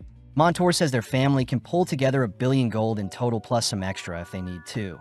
And seeing as the House of Gladys refuses to lose, Van instructs Eclair to win the bid no matter what. On the day of the auction, Citri reports that they have a budget of 950 million gold, something Cry appreciates Citri for pulling together. Before Citri can embrace Cry, Liz appears to pull Cry away, even mentioning that she can help steal the mask if they happen to lose. Arriving at the auction hall, Cry spots Tino hanging out with Runda, Greg, and Gilbert, all teasing Cry for stirring up so much trouble. Cry feels bad for not inviting Tino to come with him, so he gives Tino the role of being his agent, exciting Tino as she gets to raise the paddle to place a bid. With Tino promising Liz they'll win, Cry takes note of Eclair, who has arrived looking more confident than ever. But as the bidding begins, we cut to entry 14, where a massive mirror shield is sold for 15 million gold. In the stand, Liz is completely bored, something Cry apologizes for since the mask will be put up for bidding towards the end. Cry is forced to watch as various relics are wheeled onto the stage. But every time, Cry holds himself back from bidding, signaling to Tino to not place a bid just yet. Cry suddenly spots Tino checking on his behavior, forcing Cry to squirm as he wonders if he should buy multiple cheaper relics over an expensive one. Plus, Cry says he has an ace up his sleeve. With more and more relics being sold to other buyers, Cry prepares to give the signal to Tino to purchase the upcoming relic, but Cry stops himself, reasoning that it would be a betrayal of trust to Citri. Sadly, Cry's cravings have overcome him as he announces he'll splurge now and suffer the consequences afterwards. But surprisingly, entry number 44 is revealed to be the golem Akasha. Citri is in complete disbelief, but as the bidding starts, the price immediately starts to skyrocket. Cry immediately notices Citri acting strange, and when Cry offers to bid for the golem, Citri says they can't since Cry's mask is more important. Cry knows that the golem took tons of time and effort on Citri's part to make, and seeing as this is the perfect time to splurge, Cry gives the signal for Tino to enter the bid. Within a few seconds, the value of the golem rises to 500 million, something that scares Citri as she fears they won't have enough for Cry's mask. Cry reassures Citri that this means more to her than his mask, proceeding by having Tino place a bid for 950 million, but sadly another bidder puts up 990 million, an amount over their budget. As the bid wraps up, we see the golem was sold for 1,060 million gold, but more surprisingly, Cry was the one who placed the bid. Citri says they won't have enough to pay, but Cry reveals a check that will help cover the total amount, something Citri is grateful for. Cry reveals that he stole half of Lucia's savings to come up with that check, but out of nowhere, Greg was revealed to have placed the bids for Tino. Outside, the gang learned that their billion-dollar bid broke a record, and since Tino didn't know how to bid, Greg offered to bid in her place. A perfect scenario for Cry. Cry says Greg surely won't hound money from him nor Citri, so Cry takes the chance to leave. In the auction hall, we see things heating up as Eclair prepares to bid her heart out for the mask. But outside, Cry realizes his mistake as he still needs to get the mask somehow. Luckily, earlier in the day, Cry had visited Ark, instructing him to get the mask relic from Eclair as it's quite dangerous. Although Ark's party is skeptical at Cry's warning, Ark asks what he'll need to deal with the relic, but Cry says Ark won't need any weapons and he'll need to hurry since Cry will be sad if Ark fails. Having returned to home base, Cry says he plans on having Ark retrieve the mask for him, where he'll be able to purchase it off Ark for a discounted price. Following Eclair, we see her depressed, having easily won the bidding for the mask, but Van tells Eclair that Cry had left the auction already, suspecting that he let Eclair win on purpose. In her room, Eclair begins to cry, blaming herself for losing to Cry, plus she can't give such a hideous mask to Arkansas. When Eclair cries to be stronger, a voice from the mask can suddenly be heard, beckoning Eclair to put it on. When Eclair refuses, the mask begins listing things it can give to Eclair to make her stronger, forcibly diving towards Eclair. Downstairs, we see Ark has arrived, hearing from Van that Eclair had shut herself in her room, embarrassed by what happened at the auction house. Before Ark can wonder what Cry was thinking of sending him here, a sudden noise upstairs forces Ark and his party to rush to Eclair's location, but out of nowhere they spot Eclair beating up her knights, revealed to have equipped the mask. Eclair is seen screaming that she has become stronger, but unable to bear Eclair's torment. Ark chooses to approach Eclair only to call out her name. Snapping out of her frenzy, Eclair says she wanted to give Ark the mask she bought for him, but before she can remove it, she becomes enraged seeing as Ark is carrying around a sword. Leaping back, Ark realizes Cry was right about not needing to bring any weapons, and seeing as they'll need to subdue Eclair, Ark orders for his party to assist him. With Eclair equipping a sword of her own, she screams that she isn't weak only to clash blades with Ark. Elsewhere, we follow Arnold and his gang all celebrating a win, since they managed to cash in the mask for 200 million gold. When they return to their home, they notice Liz and Citri waiting for them, demanding that Arnold fork over some of the cash, as it was thanks to Cry that they made so much. Liz reveals that earlier whilst they were celebrating and drinking, Citri had poisoned their drinks, and now the girls are willing to sell the antidote to them for only 110 million gold, an offer Arnold can't refuse.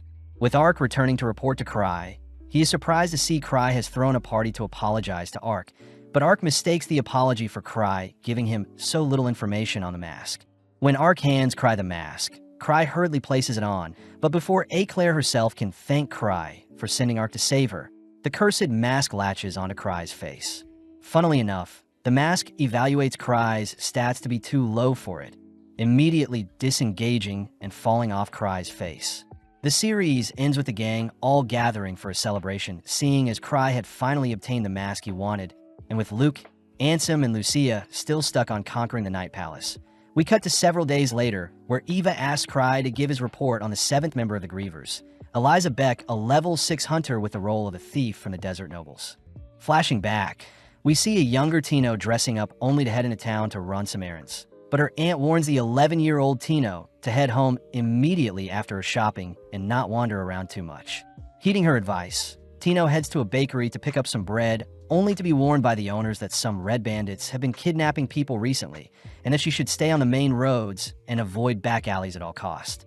With Tino wrapping up her shopping, she realizes she had missed an ingredient, but before she can head back to the shop, she bumps into a crook. Frightened by the man's scary demeanor, Tino tries to flee, but a second man blocks her escape. Immediately, the men demand Tino cough up some cash before the Knight's order arrives. But Tino refuses as she flees the scene. Sadly, the men are simply toying with Tino as they let her tire herself out only to confront her once more. Despairing, Tino is asked to drink a strange potion, but suddenly Cry's voice can be heard, something that frightens the men. To make things worse, the remainder of the Grievers make themselves known. But this only pisses off the men who recognize the kids as the newcomers in town. When one of the men try to attack, Luke and Liz blow them back, and seeing as they're outnumbered, the men agree to flee, allowing Cry to introduce himself to Tino, a pivotal moment that changed Tino's life forever. In the present, Tino is seen recounting her past to Eva and Cry. But funnily enough, Cry didn't mean to save Tino that day, as he was simply lost and bumped into her. After the Grievers had rescued Tino, they had promised to retrieve Tino's lost pin, and not too long after, Cry and his party had introduced themselves to Gark. When the gang reported the thugs to Gark, Gark wanted to know more details on the two men, but sadly the Grievers' masks prevented them from properly profiling the two men. Surprised, Gark says he can't deal with any issues at the moment, seeing as the Knight's order needs them at the moment. But Cry does get permission to pursue these men if they cause any more trouble. As Cry and the others leave, Gark is impressed Cry knew the men were hunters, but creepily the number of hunters kidnapping kids have increased over the years. Cutting over to the two men, they're seen pissed off that their prey had fled, and it seems the organization they work for will dispose of them if they don't hit their quota.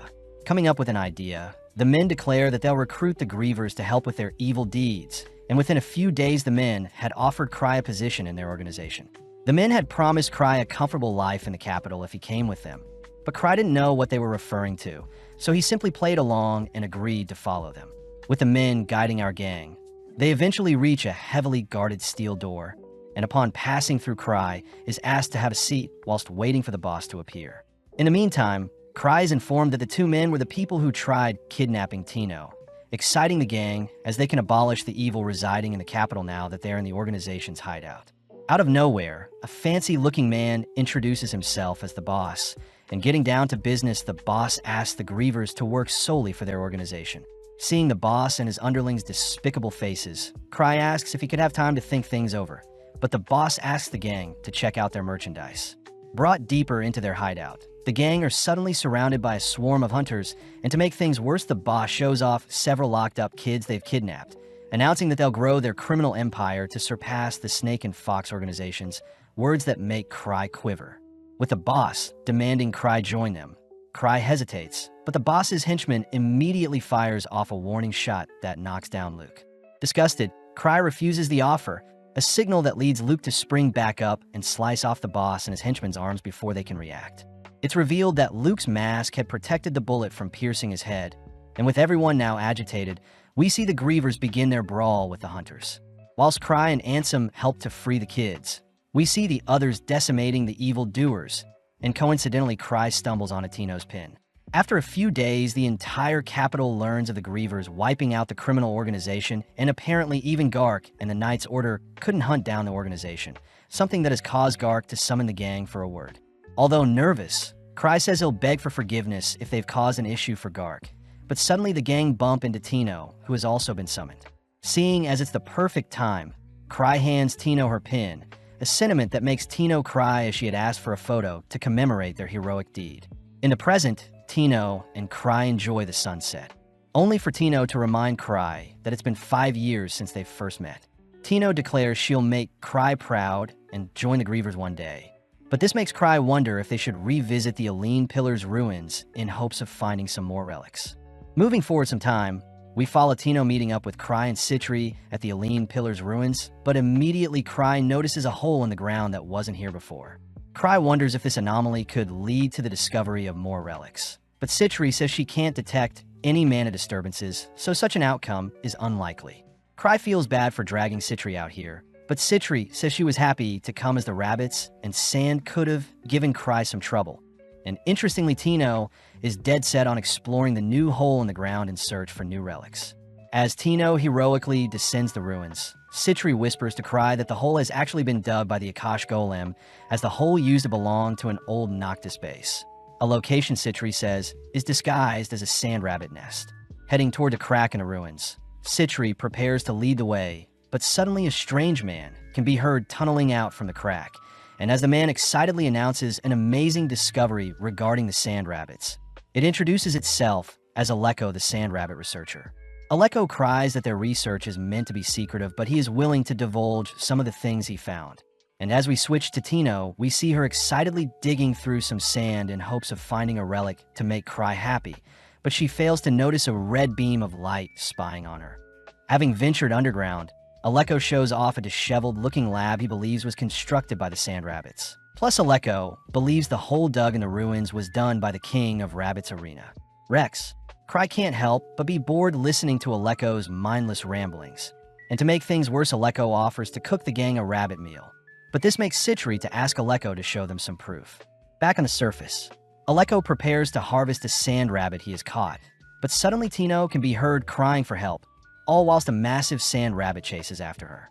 Ecstatic, Aleko dons his gear ready to hunt down the massive rabbit, but Tino believes she is being tested once more by Cry. Back at headquarters, Eva tells Cry that the members of the House of Gladys have sent him a thank you letter for getting rid of the evil mask. As for any other letters, Cry says just mail back any asking him to fulfill some job request. Eva takes note of the small dolls Cry is playing with, and with Cry obsessed with the new relic Tino found recently, he announces that Mathis calls it the Mirage Form Relic. Cry says he can create any illusions within 240 meters of himself, and to demonstrate, Cry conjures up Eva's floating head to frighten her. Elsewhere, we follow Liz interrogating some people only to report to Citri that she has yet to learn anything even after using the colored water Citri provided her. A shame since the red hunters they captured are being used as pawns and nothing else. Citri says they should return to cleaning up any remnants of the Akashic Tower, but the girls note how Greg has been getting paranoid as of lately, as several nobles have taken an interest in him. Citri says she can't use any of the hunters for her experiments as she needed mages. And when Liz offers to dispose of them, the captured hunters begin to shake, leading Citri to offer them a role to work for her. That night, Cry apologizes for having Tino run from the massive sand rabbit the other day. Plus, Cry wants to make things right by giving Tino a relic. With Citri and Liz joining the conversation, the girls tell Cry to give Tino a relic that makes her stronger, and before Tino can refuse, Liz reminds Tino that she was pathetic when she ran away from the massive rabbit. Cry announces that he has the perfect relic only to whip out the cursed mask he acquired. And with Tino quivering at the thought of what the mask may do to her, we see Liz stopping Tino from fleeing only for the mask to lock onto Tino. With a push from the sisters, we see the cursed mask latching onto Tino, only for Tino to suddenly freeze up. In the blink of an eye, Tino dashes to pick up Cry only to cry out that she is sick and tired of Liz and Citri always hogging her master. But such words only fire up the sisters. The next day, Gark is seen telling Cry about a request from Earl Gladys, and seeing as the association wants to strengthen their connection with Earl the noble that hates hunters, Gark orders Cry to accept the request. Cry tries pushing the responsibilities onto Ark, But Karina reminds Cry that he'll be expelled if he doesn't accept a job after 3 terms, leading Gark to roar that Cry has gone 2 terms without accepting a job, and in 3 months his 3rd term will be up. Gark commends Cry for always giving others his credit, but Cry knows he hasn't really done anything these past months. But Cry does agree to visit the Gladys domain up north with Chloe only after he finishes his preparations. Heading through town, Cry racks his brain for a way to avoid the job request. But suddenly he bumps into a blue-haired boy and blonde girl that seem to be acquainted with Cry, but he can't seem to remember them. Sitting down for some tea, the boy immediately asks Cry to withdraw from his upcoming job request, only to reveal that they were meant to originally deal with the Akashic Towers. Funnily enough, Cry has no idea what is happening, but he does hear the boy's nickname is Artie and the girl's name is Mary. Artie mentions how Gark may be looking for a predecessor, and whilst Cry enjoys his tea and cake, he ultimately agrees to leave the remnants of the Akashic Towers to Artie and Mary. But suddenly Arnold and his party confront Cry, still pissed at what Liz and Citri did to them. The men prepare to fight Cry, but suddenly Archie and Mary offer to fight in place of Cry, only to reveal themselves to be Art Baron Henning and Mary Auden, members of the Hidden Curse clan, a clan that houses the strongest mage in the capital Abyssal Inferno. With Cry asking to use the bathroom, he is seen sneaking out a nearby window as he wants no part in the brawl that may start with the others. And creepily, he dons an oversized disguise using his Mirage artifact as he rushes home. At his office, Eva cries that Cry has been invited to the gathering of White Blades by the Emperor that takes place 3 weeks from now. And whilst Eva celebrates the Emperor finally recognizing Cry's amazing talents, Cry cuts her off by announcing that he'll be going on a vacation. Meeting up with Citri and Liz, Cry invites the girls to go on a vacation with him to Night Palace in hopes of meeting up with Luke and the others. Plus, he plans on making the vacation 3 weeks long in hopes of skipping out on the Emperor's gathering. Cry reassures the girls that Hidden Curse will be dealing with the Akashic Towers remnants whilst they're gone, and with Citri allowed to bring Killium and drink.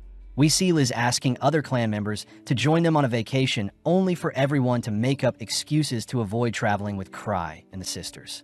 That evening, Liz is seen checking up on Tino, who has locked herself away after she tried fighting Liz and Citri. But having had enough of Tino's apologies, Liz declares they'll be going on a vacation and that Tino has 5 minutes to get ready.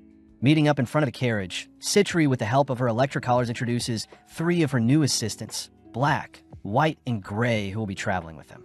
Right on cue, Liz is seen dragging Tino along with her, and as the gang depart on horse carriage via the northern gate, we see Arnold and Gark being informed of Cry leaving the capital, and this forces both parties to make preparations to chase after Cry. With Chloe assigned to chase after Cry, she is seen bumping into Arnold, who has the same goals as her. But back at the capital, it is announced that Hidden Curse will be waging war on the Akashic Towers whilst Cry is gone. Having taken a pit stop, we see Liz and Tino training their sprints, but suddenly Liz calls for Citri to hand her the lightning potion. Although hesitant, Citri tosses a small vial at Liz, leading Liz to prepare to train Tino with some lightning strikes. Immediately, Tino begins fleeing from Liz, and having refused to don the creepy mask for a power boost, Tino is forced to tank several lightning strikes. With the gang setting up camp for the night, Cry reminds the sisters that training is not allowed whilst they're on vacation, and with Tino barely breathing, Cry orders the girls to prioritize having fun. Listening to Cry, the sisters get excited about what Cry has in store for them, but at the same time we see Chloe, Gilbert, and Ruta riding in a carriage alongside Arnold and his party. Although a lightning storm is brewing outside, the gang reason that they can meet up with Cry at Elon, as Cry will need to pass through Elon before entering the Gladys territory. Switching over to Cry, it seems his party has arrived at the town of Elon, where Cry has a base. Plus, it seems only Cry, Tino, and the sisters will be staying in the house whilst the others stay elsewhere. Immediately, Liz begins snooping around for things to do. And interestingly, Liz stumbles upon Citri's stash of experiments along with items used to seduce people. Seeing Tino scared, Cry reassures her that there will be no training whilst they're on vacation. But suddenly, a bolt of lightning strikes the town. With Cry unbothered by the phenomena, Citri secretly wonders if her lightning potion may have been too potent. But switching over to Chloe, we see her and the gang finally arriving at Elon Town as well. Freakishly, a guard alerts the party to flee the area, only to point to a lightning spirit that has appeared above the town. A fears that the spirit may be stronger than the thunder dragon Arnold took down in the past. And seeing as hunters they must protect the weak, Arnold orders everyone to brace themselves to fight the spirit. At the same time, Cry takes a soothing bath, and occasionally Liz would show off some bold fits Citri had been preparing. As for Arnold, he is forced to slurp down some potions to help with his combat, but even still the lightning spirit is too far away for the hunters to reach. Refusing to give in, Arnold is forced to ride his stallion into the air, and with a torrential swing, Arnold manages to cleanse the city of the spirit. In the aftermath, Cry and the girls are surprised to learn a lightning spirit attacked the town last night, and it seems the heroes that saved the town are resting nearby.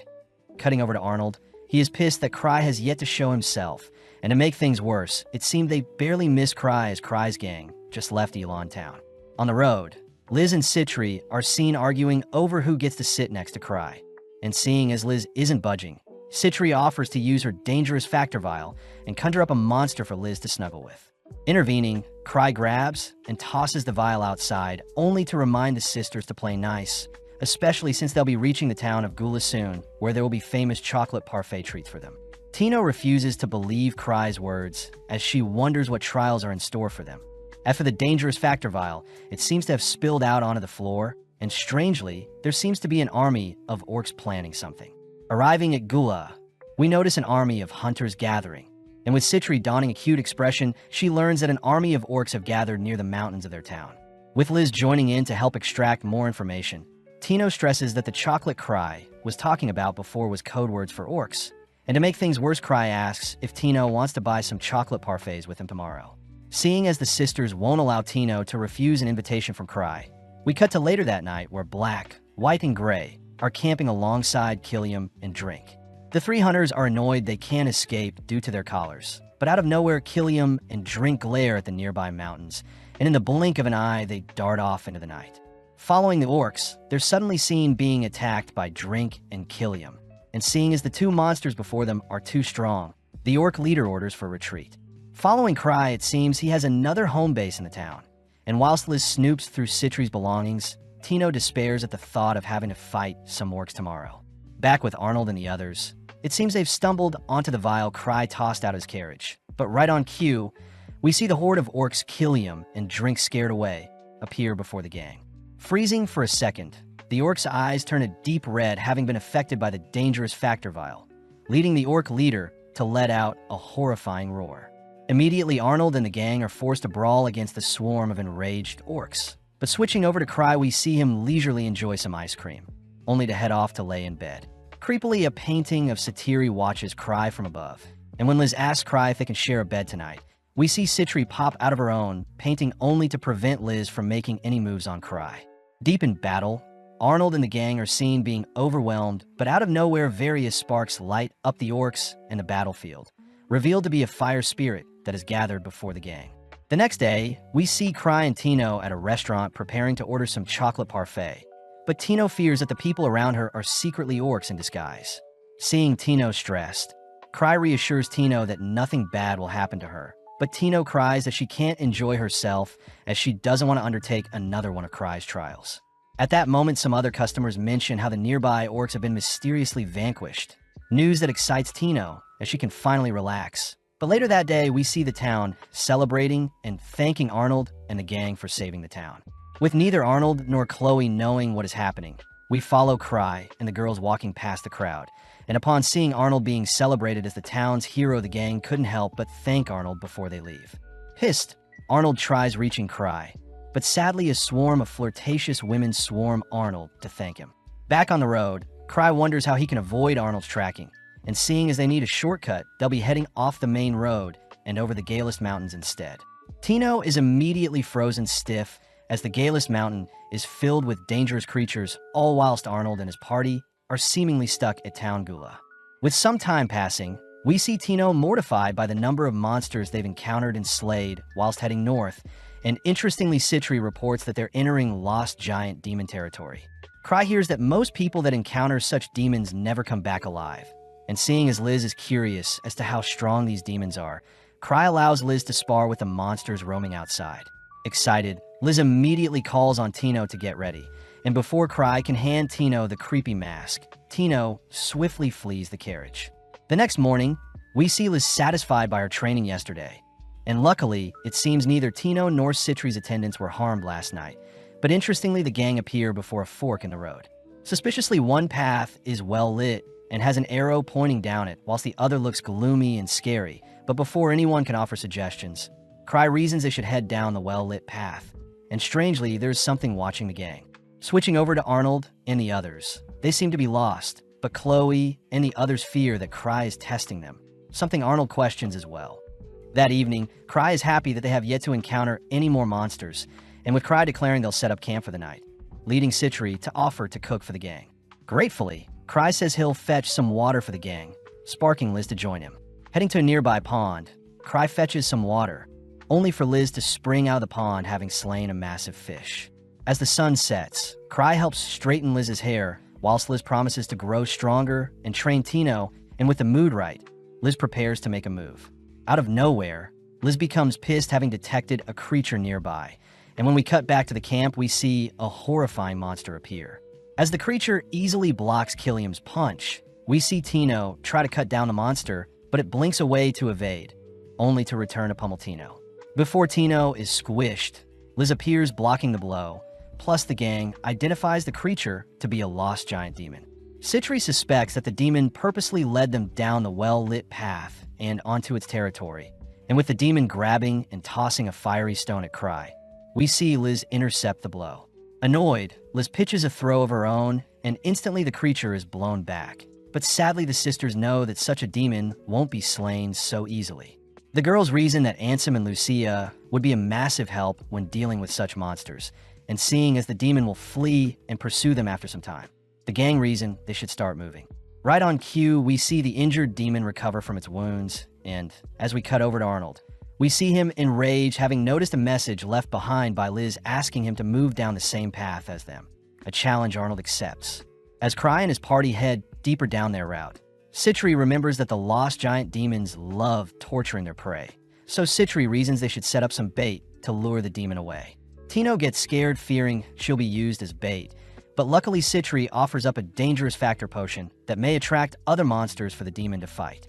Funnily enough, it seems their plan failed as the potion was blown all over the carriage by some wind, and with the gang needing to rest, they stuff themselves having just slayed all the creatures that tried attacking their carriage. Off to the side, Tino tries suppressing her worries, but she gets jump scared by the mask, and luckily, it's just Cry handing Tino the mask in case of emergencies. At the same time, we see Drink pestering the 3 captured hunters, and seeing as they don't want any trouble, Black agrees to refill Drink's bowl with some water. Coincidentally, Black notices Citri showing off a key, and as we zoom out we see the giant demon spying on them. Switching over to Arnold, his party has appeared on the mountain above Cry's camp, but Arnold fears that there are too many monsters nearby to confront Cry's party. At that moment, Arnold spots Liz's silhouette leaping through the trees, and as Arnold rushes after Liz, it's revealed to be the demon who had morphed into Liz. The demon seems to be trying to get Arnold and Cry's party to fight, and as we cut over to Cry, he runs into the demon who has morphed into Arnold. Immediately, the demon tries agitating Cry and his party, but funnily enough, the sisters and Cry reason that Arnold is a little angry. Seeing Arnold throwing a fit, Cry offers to apologize for running away, but right on cue the Real Arnold appears, a little weirded out to see a clone of himself. Locked on a Cry, Arnold takes a swing at Cry, but luckily Cry's safety ring blocks the lethal blow, and with Killiam and Drink appearing behind the demon, the sisters declare they knew the demon was a fake all along. Whilst the others engage the demon, Arnold is seen fixated on fighting Cry, and as Arnold infuses his blade with lightning, Cry is suddenly seen rushing to tackling Tino to safety. Miraculously, neither Cry nor Tino was hurt by the impact, and with Arnold demanding Cry draw his sword, Tino can't help but feel pathetic for standing idly by. As Arnold rushes Cry, Tino suddenly slide tackles Arnold, only to declare that she'll fight Arnold in Cry's place. Arnold warns Tino that she is too weak, but Tino rebuttals by placing on the creepy mask, and in an instant Tino's vision becomes blurred as the mask consumes her. This time it seems Tino is able to speak and command the mask, and with a heart of steel Tino begins to undergo a transformation, all whilst a surge of power emanates from her body.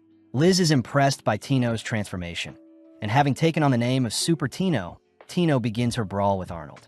Moving forward in time, we see Tino awaken on Cry's lap, and sadly it seems Arnold was still able to defeat Tino while she had the mask, but it seems Arnold and the others were left in charge of the regenerating demon whilst Cry and the sisters fled the scene. Tino is embarrassed as she lost after undergoing such a powerful transformation, but Cry reassures Tino that losing is a part of growing. Words that make Tino promise to grow stronger.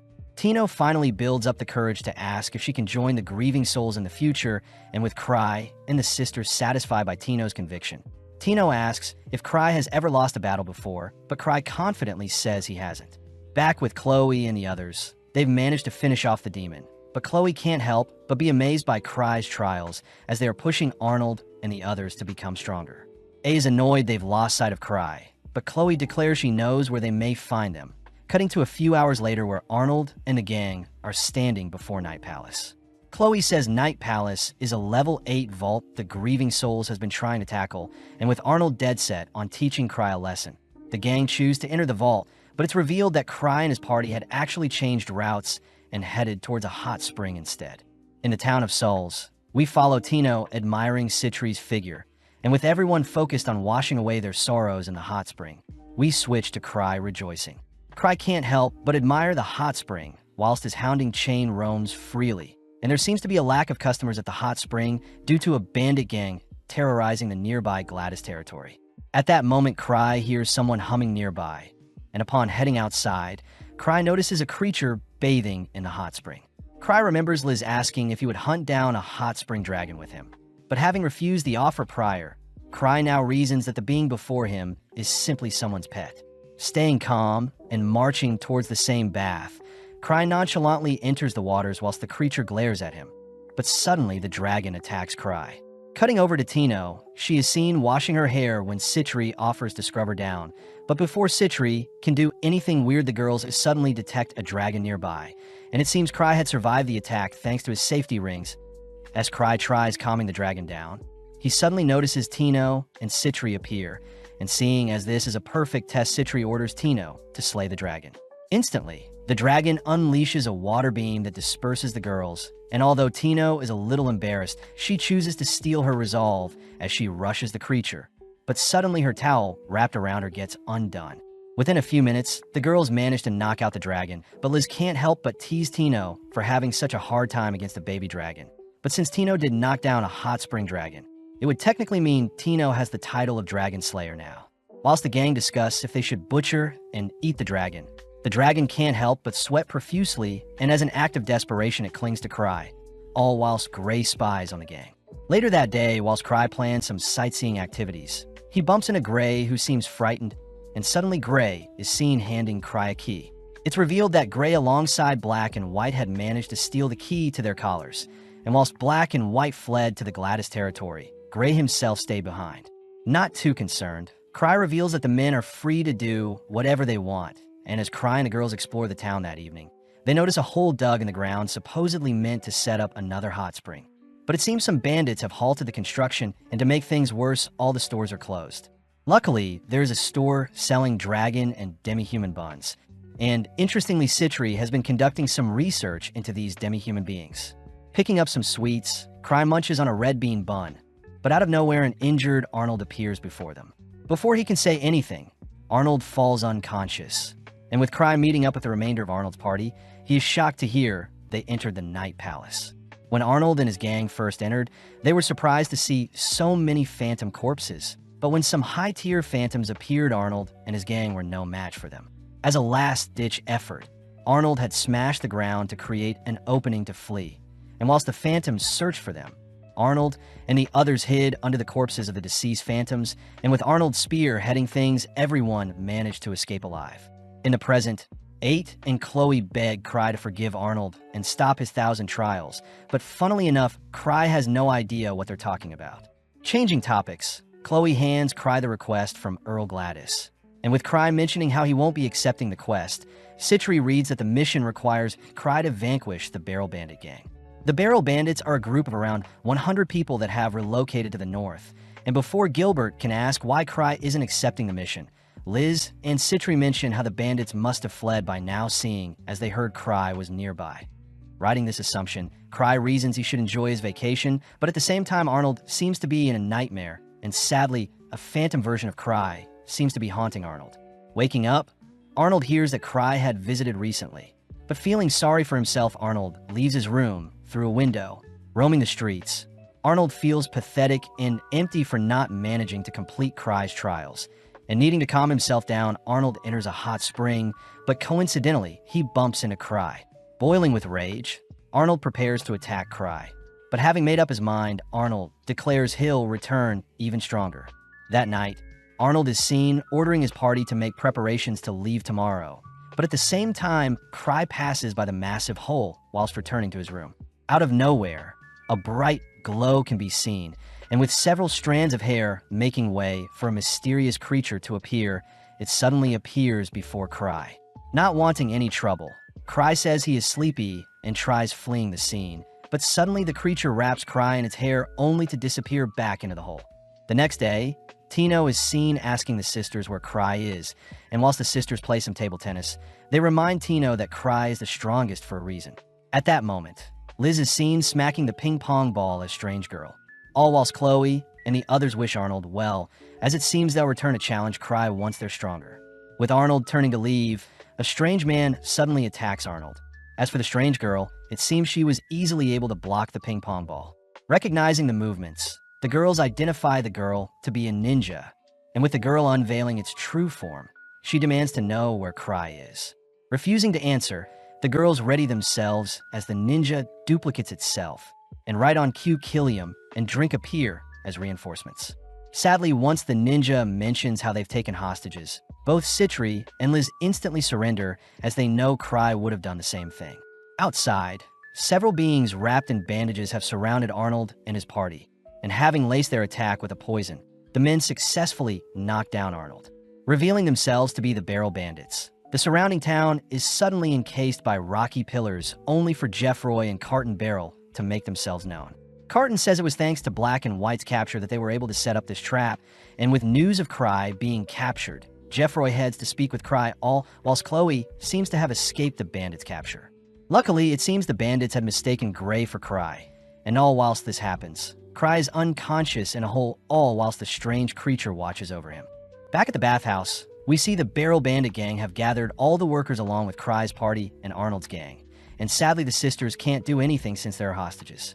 The others do stress that Cry and Chloe have gone missing, and seeing as Arnold has been poisoned, Steery can only strike his pressure points to help his body process the poison. Switching over to Cry, he is seen waking up in a cage, and upon seeing the demi-human that captured him, he quickly searches for a way to flee. Having found his Mirage form bracelet, Cry is seen taking on the appearance of the demi-humans around him, and when he tries asking them where they're taking him, it seems Ryu, the female demi-human, refuses to explain anything. Passing deeper into the cave, the gang enter into an ecosystem filled with lava, and as Ryu dons a throne, we see Cry suddenly tasked with dueling one of her guards. Luckily, Cry's safety rings block a lethal strike, and when Cry unveils his amulet, he manages to freeze the attacking monster before him thanks to Chris loading an offensive ice spell in the amulet. Sadly, Ryu simply orders her other guards to attack Cry, and having remembered Citri giving him a ring prior, Cry lets loose the spell inside the ring. Surprisingly, a thick smoke appears, and strangely the demi-humans afflicted by the smoke grow in size, an outcome no one expected. Back with Liz, she demands to be entertained, but upon hearing that the Barrel Bandits will begin executing hostages every 10 minutes until Cry shows himself, Liz simply breaks free from her restraints only to announce that she'll be cooling off in the hot spring.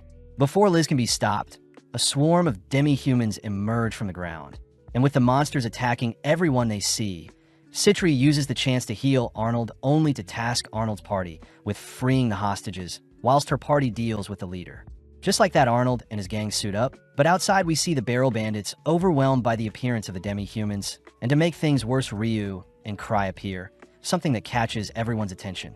Off to the side, the girls notice Cry next to Ryu, and with Citri able to understand what Ryu is saying, it seems Ryu has deemed Cry their king and are no longer afraid of hiding from a god. Whilst Ryu continues to glaze Cry, Citri can't help but glare at her, and at the same time Cry asks what Ryu is planning. Taking the lead, Liz calls out to Cry, but before Cry can explain what is happening, Citri recognizes the markings on Ryu's head to belong to a princess. Seeing Citri getting angry, Cry tries explaining things, but Citri believes Cry is betraying them and tossing them aside. Reaching her breaking point, Citri cries that Cry still owes her money, plus, if Cry wanted to be a king, he could have simply asked her. But right on cue, Cry's disguise fails as his mana has been depleted. Pissed, Ryu kicks Cry aside, and with Citri forgiving Cry for leaving them, Ryu cries out to her cave people to begin rampaging as their king has disappeared.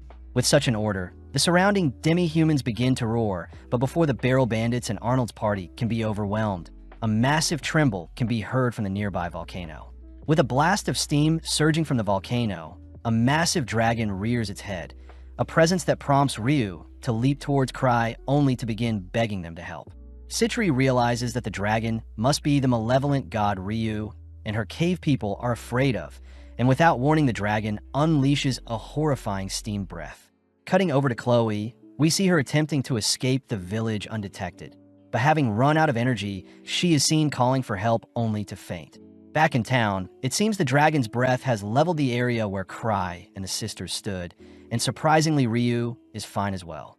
When Cry asks Ryu to leave the area, she can't help but cling to Cry.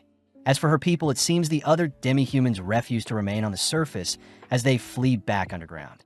With the dragon charging up another breath, Ryu is seen clinging to Cry once more, but Liz suddenly spots something as she teleports towards the dragon. Surprisingly, Liz notices the smaller dragon they met prior calming down the massive dragon, and even convinces it to leave the scene. With everything ending well, Cry is praised for coming up with such a brilliant plan to track down the Barrel Bandit gang.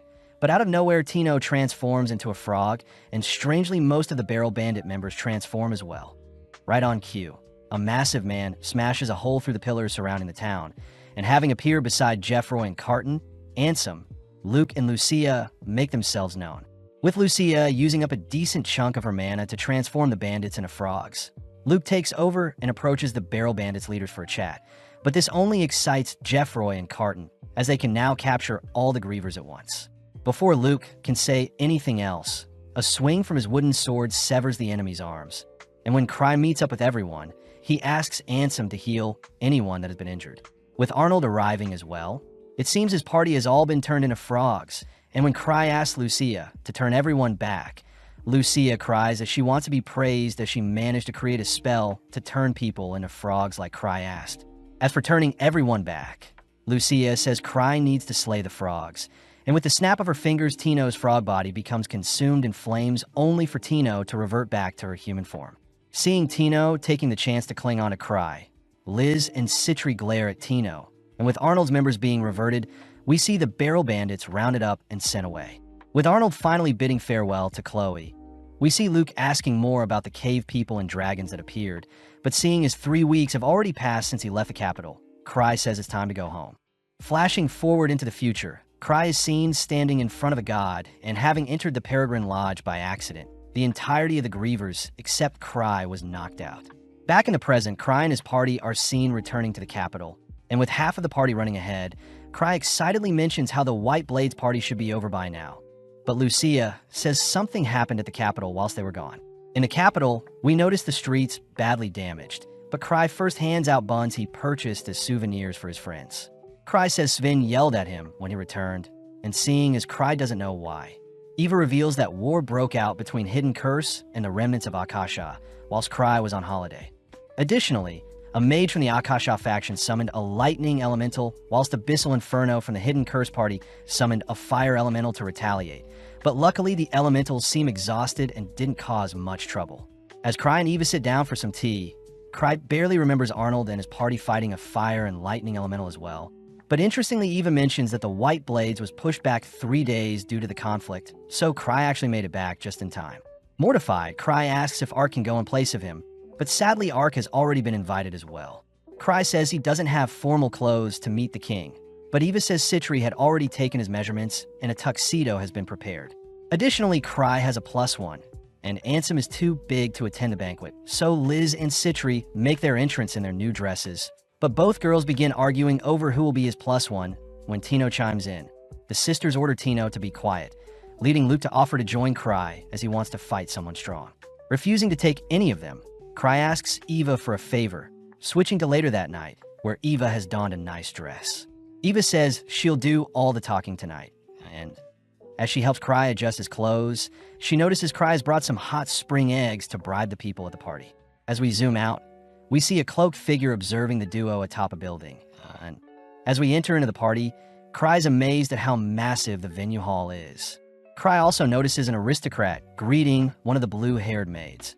And seeing as it's his time to shine, Cry rushes over to deliver his hot spring eggs to the same maid. Immediately, the girl gets frightened, leading the surrounding knights to surround and apprehend him. It's revealed that His Majesty Roderick Atal Zabridia has a daughter, and it's coincidentally the blue-haired maid, Myrina Atal Zabridia. As Sir Franz scolds Cry for giving the princess such a strange gift, Eclair suddenly interjects, declaring that Cry was the one that abolished the Akashic Towers, and seeing as Eclair is vouching for Cry, the knights stand down. Off to the side, we see Gark and Ark observing the commotion, and when things have calmed down, Cry personally thanks Eclair for saving him. Cry promises to return the favor, but when he brings up being unable to return the cursed mask, Eclair gets scared only to walk off. At the same time, we notice Abyssal Inferno and a friend watching Cry, and with the king making his entrance, he makes a short speech only to ask everyone to loosen up and enjoy the party. Just then, Cry notices Citri is standing with the crowd, and to make things worse, it seems Liz and Tino have snuck under one of the tables. Funnily enough, Lucia has donned the disguise of a maid, and sadly Luke had been captured as he broke out of his knight disguise. As for Ansem, he has shrunk himself and hidden in a suit of armor. Cry hears that the king's daughter acting as a maid was a test created by one of Ark's ancestors, Solis Rodan, and at the same time Cry is seen handing food over to Liz and Tino, who are under the table. Eva says Cry should introduce himself to the royal family whilst he can, but out of nowhere Franz calls out Cry for sneaking food around.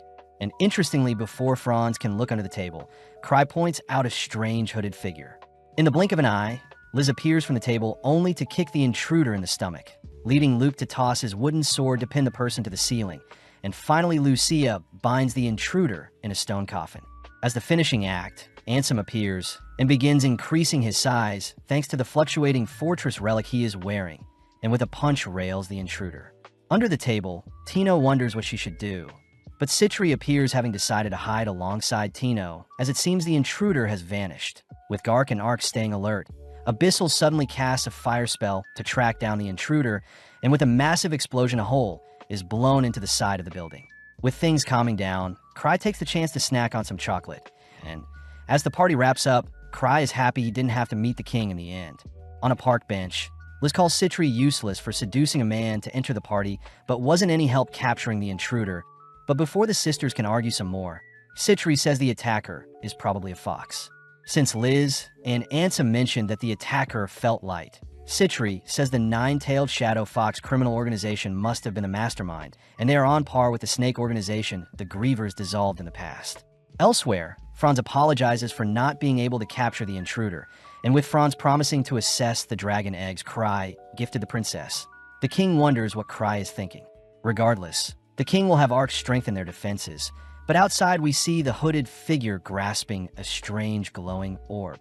The next day, Cry reads that a dragon attacked the capital, but thanks to Ark the creature was dispatched and no one was hurt. Right on cue, Luke appears, revealing that he managed to claim the dragon's head for himself before Ark defeated the dragon, and it seems some higher-ups want to meet Cry. As Cry and Eva leave, they meet with Gark and Abyssal only to hear from Franz that a crimson dragon attacked them last night. Franz utters that the hot spring eggs Cry brought were not normal. But luckily, everyone believes Cry has been framed, and it was thanks to the Grievers that the intruder didn't cause mayhem. Seeing as it's time, Franz unveils a shiny blue gem, also known as the Empire's greatest treasure that can see through all lies. Franz orders everyone to declare their loyalty, and with Cry and Abyssal being cleared of all suspicion, leading Franz to reveal that the criminal organization Fox is behind the attack last night. Franz says the king was originally meant to travel to Toyezin and needing Cry to help out. Franz gives Cry a rare relic as a reward, a job Cry immediately accepts as the relic is something he desires. At a training room, Lucia is seen watching Cry attempt to board the flying carpet relic he just received, and although the carpet continues to fling him away, Cry refuses to give up and ends up calling the relic Carpe the Flying Carpet. Lucia also reminds Cry to prepare for his assignment, and upon speaking with Eva, Cry hears that his party escorting the king will contain 5 people max, and it seems Cry has to attend and can't have Ark replace him. With a plan in mind, Cry visits Gark and attempts to get him involved, but Gark reminds Cry that such a mission is too important for a retired hunter like himself. Before Cry can recruit Kena, Gark kicks him out of the room, leading Gyna to help Cry find other high-level hunters, and interestingly the name Kechakchaka comes up. Next up is Rosemary Pirapos, also known as Abyssal, who is glad to help Cry, but sadly she is banned from leaving the capital after blowing a hole in the king's palace. Abyssal says she also needs to wipe out the remaining Akashic Tower members, plus Abyssal takes the chance to praise Cry for exhausting the fire and lightning spirits she summoned whilst dueling an enemy mage. Although Cry has no idea what is happening, Art speaks up and wonders if another hidden curse member can help Cry, leading for Vice Master Telm Apocles, the level 7 hunter, to enter. Back at headquarters, Cry is worried that asking help from strangers is quite scary. So before he can wonder who else can join his team, Lapis and Chris appear. Chris immediately praises Cry for causing a commotion at the gathering the other day. And with a new candidate found, Cry asks Chris to join him for a mission, an offer Chris refuses. Before Cry can ask Lapis to join as well, Lapis shoves Chris towards Cry and orders Chris to accept, words that change Chris's mind.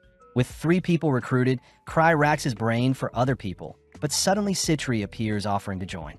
Cry says he can't recruit any Grievers as he can't take all of them with him. So Citri shows her Killium version Alpha, a new specimen she controls with a remote control. Citri reassures Cry that the new Killium can't betray him. And with Cry being the 5th member, they all report to Gark. With Franz annoyed at the lineup Cry picked out, he is reassured by Cry that none of the members are fox criminals, especially since none of them look like foxes. As Chris orders everyone to move things along, Franz reminds everyone that the king's safety is the utmost priority, but Chris could care less as she was only listening to Lapis's orders. Cry tries calming Chris down, but Chris begins demanding that Cry stop being lazy, and only after serving Chris some tea does she calm down.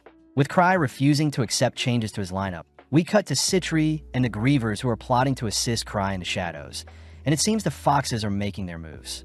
Citri says the Killium Alpha on Cry's team will be their informant until they escort the king to the desert city of Toyezet, and it seems the foxes are after the king's head.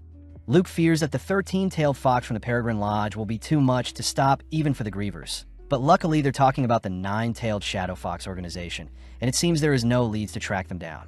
The Grievers all agree to simply follow Cry and wait for an opening. And before Tino can ask to sit out of any mission, Liz forces Tino to tag along. Following Franz, he along with the king both wonder what Cry is planning, and although they've confirmed Cry is reliable with the Tyr relic, they can't help but trust in Cry's next move. Switching to Cry's storage room, he is seen retrieving an item for Lucia to recharge, and during the meeting time, Cry is weirded out by how Kechachaka Monk looks. Cry holds back any criticisms towards the sketchy individual. Plus, when Chris arrives, she scolds Cry's casual fit during such a dangerous mission. When Franz piles on, he asks if Cry's fit is a relic, and it's revealed that his outfit is called Perfect Vacation, an item that adapts to calm the user's mood based on the environment. With all the chatter out of the way, Telm reports that they'll be riding iron horses around His Majesty's cart, which will be escorted by the Imperial Guards. Just like that, everyone sets off, but Chris asks where Cry's horse is, only to hear that Cry doesn't know how to ride one and will instead be using Carpe. Funnily enough, Carpe goes rogue and slams Cry into a nearby wall, forcing Cry to ride alongside Chris. Whilst riding, Chris forbids Cry from touching her as she is a noble elf, but when Cry falls from the horse, Chris gives in. With some time passing, Cry can't help but get sleepy due to his Perfect Vacation relic, leading to Cry falling from the horse again. That evening, we see the Grievers have taken out some hunters hired by the Fox Party, and luckily Cry's delays had bought them 2 hours of leeway. Having reached their first stop, Franz scolds Cry for causing so much trouble, and with even the carpet scared, it's forced to hide behind Chris. Chris reminds everyone that she'll protect everyone, but Cry does find it suspicious that nothing has yet to happen. Franz says since the king is involved, every step in action had been planned ahead of time, but Cry notices a picture of a dragon nearby, only to ask Telm to deal with any dragons if they randomly attack. With everyone weirded out, Cry is seen laying on Chris's sofa while she helps recharge all of Cry's relics. But on the roof, we see a mysterious figure holding a shiny orb. Cry takes the chance to nibble on some chocolates he believes was gifted to him by Citri. But out of nowhere, a dragon attack is sounded throughout the building. Springing to action, Chris readies her staff and drags Cry along, But in the corridor, the duo notice the surroundings completely frozen and a strange monster charging up an ice breath. Elsewhere, we see the Grievers questioning Citri's reason for summoning so many frigid dragons to the mansion Cry is staying at. But it's revealed that Ketchachaka is the mysterious figure atop the room calling for the dragons. With Ketchachaka revealed to be a member of the Foxes, we cut to Chris struggling to slay the icy dragon before them with fire. But with some knights holding off the beast, Chris and Cry rush to protect the king and Murina. With Ketchachaka Monk being revealed as a member of the Foxes, we follow Cry and Chris, relieved to see that the king and princess are unharmed, and fearing that Citrys may be punished. Cry blames the dragon attack on the Foxes. When the king and Franz ask when the next dragon swarms will attack, everyone suddenly is alerted to an incoming wave of dragons, something that leads Cry to step up. As Cry moves onto the balcony, he readies himself to use another one of Lucia's stored spells in his amulet. But sadly, he forgot to bring the amulet. With the wave closing in, Cry's perfect vacation relic calms him down, and suddenly the dragons all unleash a beam of water. At that moment, a light barrier is erected to block the attacks, and whilst Franz commends Cry for putting up a priestly barrier, Cry looks over to see Ansem on an adjacent balcony be revealed to have saved him. Whilst Ansem falls to the ground, various dragons are dropping dead, only for a massive swirl of water to begin engulfing the dragons. Franz cries that this is Telm, aka Counter Cascade's doing, and it seems this time Telm has stepped up and engulfed all the dragons in a water ball only to compress and crush the attacking dragons. Both Franz and the king are still amazed at how strong Telm is. But before Cry can mention Ansem as well, the gang notice a masked fox appear behind Telm. Cry calls the person an imposter as the masked fox looks different from the previous foxes he has encountered, and as Telm fire water projectiles at the being, the person easily slips the attacks only to dash in close. Having anticipated this, Tel had already prepared a massive surging projectile that consumed the fox person, but in the aftermath no sign of their body was found. Reporting the masked disappearance to the king, Telm can't help but glare at how smug Ketchachaka looks. But suddenly Chris brings up Cry's predicting of how the attacker was an imposter. With everyone asking to know more, Cry tries feigning ignorance, leading the gang to wonder if they should continue such a dangerous mission. Before the king can issue a command, Cry realizes that if they return and the frigid dragon attack is revealed to be Citri's doing, he'll have to do extra work to set her free. Cry therefore asks for the king to continue moving forward, and their forces are still stronger than the enemies. Words that annoy Ketchachaka. And to top things off, Cry boldly declares that no other dragons are going to attack them. As Cry speaks loudly to ensure Citri heard him, we cut to later that night, where Ketchachaka is seen a little frightened at Cry's ability to erect the priestly barrier, plus Cry was seen to be taunting him earlier. But seeing as he can only follow his leader's orders, Ketchachaka admits that his rebellion sphere consumes quite a lot of mana every time it's used. As the gang continue their journey the next morning, Chris scolds Cry for messing around all the time, plus it's annoying that Cry is still riding with her. Cry tries explaining that Carpe won't listen to him, but suddenly Cry clings tightly onto Chris only to cry out that Carpe has disappeared. Elsewhere, Tino is seen fleeing from a dragon, leading Liz to intervene and slay the dragon with a kick. The Gryver suspect that the foxes are using a relic to summon the dragons, and it seems the surrounding monsters are being herded like sheep by the dragons, leading Citri to order Luke to slay all the dragons before them, as ordered by Cry. Switching to Ketchachaka, he smirks as he had ordered for more dragons to appear, but funnily enough, only the monster the Grievers left behind appear. Ketchachaka is surprised, and to make things worse, it seems Cry has disappeared. But Cry and Chris only retraced their steps to fetch Carpe, but whilst they were gone, the knights succeeded in fending off the monsters. Before Franz can scold Cry for disappearing, the king steps in to assess the situation. But suddenly Franz hears something strange has happened nearby. Visiting the location, the gang notices a massive dragon has been frozen in place. Something Cry knows is thanks to Lucia. With Cry asking for everyone to continue moving along, the gang all stumble onto various dragon corpses littered along their path, but they make it to their next stop by sundown. Franz and the king both agree that there must be a mole amongst them, but it seems Cry is trustworthy, so they'll have Cry guard them personally. With Chris helping to recharge Carpe, Telm is weirded out at how nonchalant Cry is, plus Ketchachaka says he'll simply assassinate the king if he gets close enough. Chris says she has finished charging Carpe in one of Cry's rings, but sadly Cry needs the remainder of his rings to be recharged, plus he needs Chris's help for something tomorrow. That night, Telm returns to his room, only to begin suspecting that Cry is the traitor amongst them. The next day, Ketchachaka watches Cry and Chris from his room, but suddenly Telm asks to speak with him. Sitting down, Telm declares that Cry is a fox, but with no evidence, Telm wants Ketchachaka's help to expose him. Whilst Ketchachaka tries not to freak out, Telm says they'll use a password to communicate, and with a plan set up, we follow Cry purchasing some of the town's famous nuts. As Chris follows Cry, we see Ketchachaka following our duo, only to wonder if Cry is indeed a high-ranking Fox member, as this would make sense as to why Ketchachaka didn't know such information prior. Along the way, Chris teases Cry for loving sweets so much, all whilst Ketchachaka realizes how coincidental it was for Cry to choose him as a team member, even though they've never met before. As Cry returns home, Chris says she'll be taking some of his snacks, but sadly it seems some of the Amy's nuts block magic and greatly hinder Chris's powers. Suddenly, Telm and Ketchachaka ask to speak with Cry privately, and whilst Cry accepts, he chooses to stuff himself with nuts. Telm starts by asking if Cry has a tail, something that shocked Cry as in the past. Cry was given an object full of mana equivalent to the 13th tail of a fox god, deemed the fox god's final tail.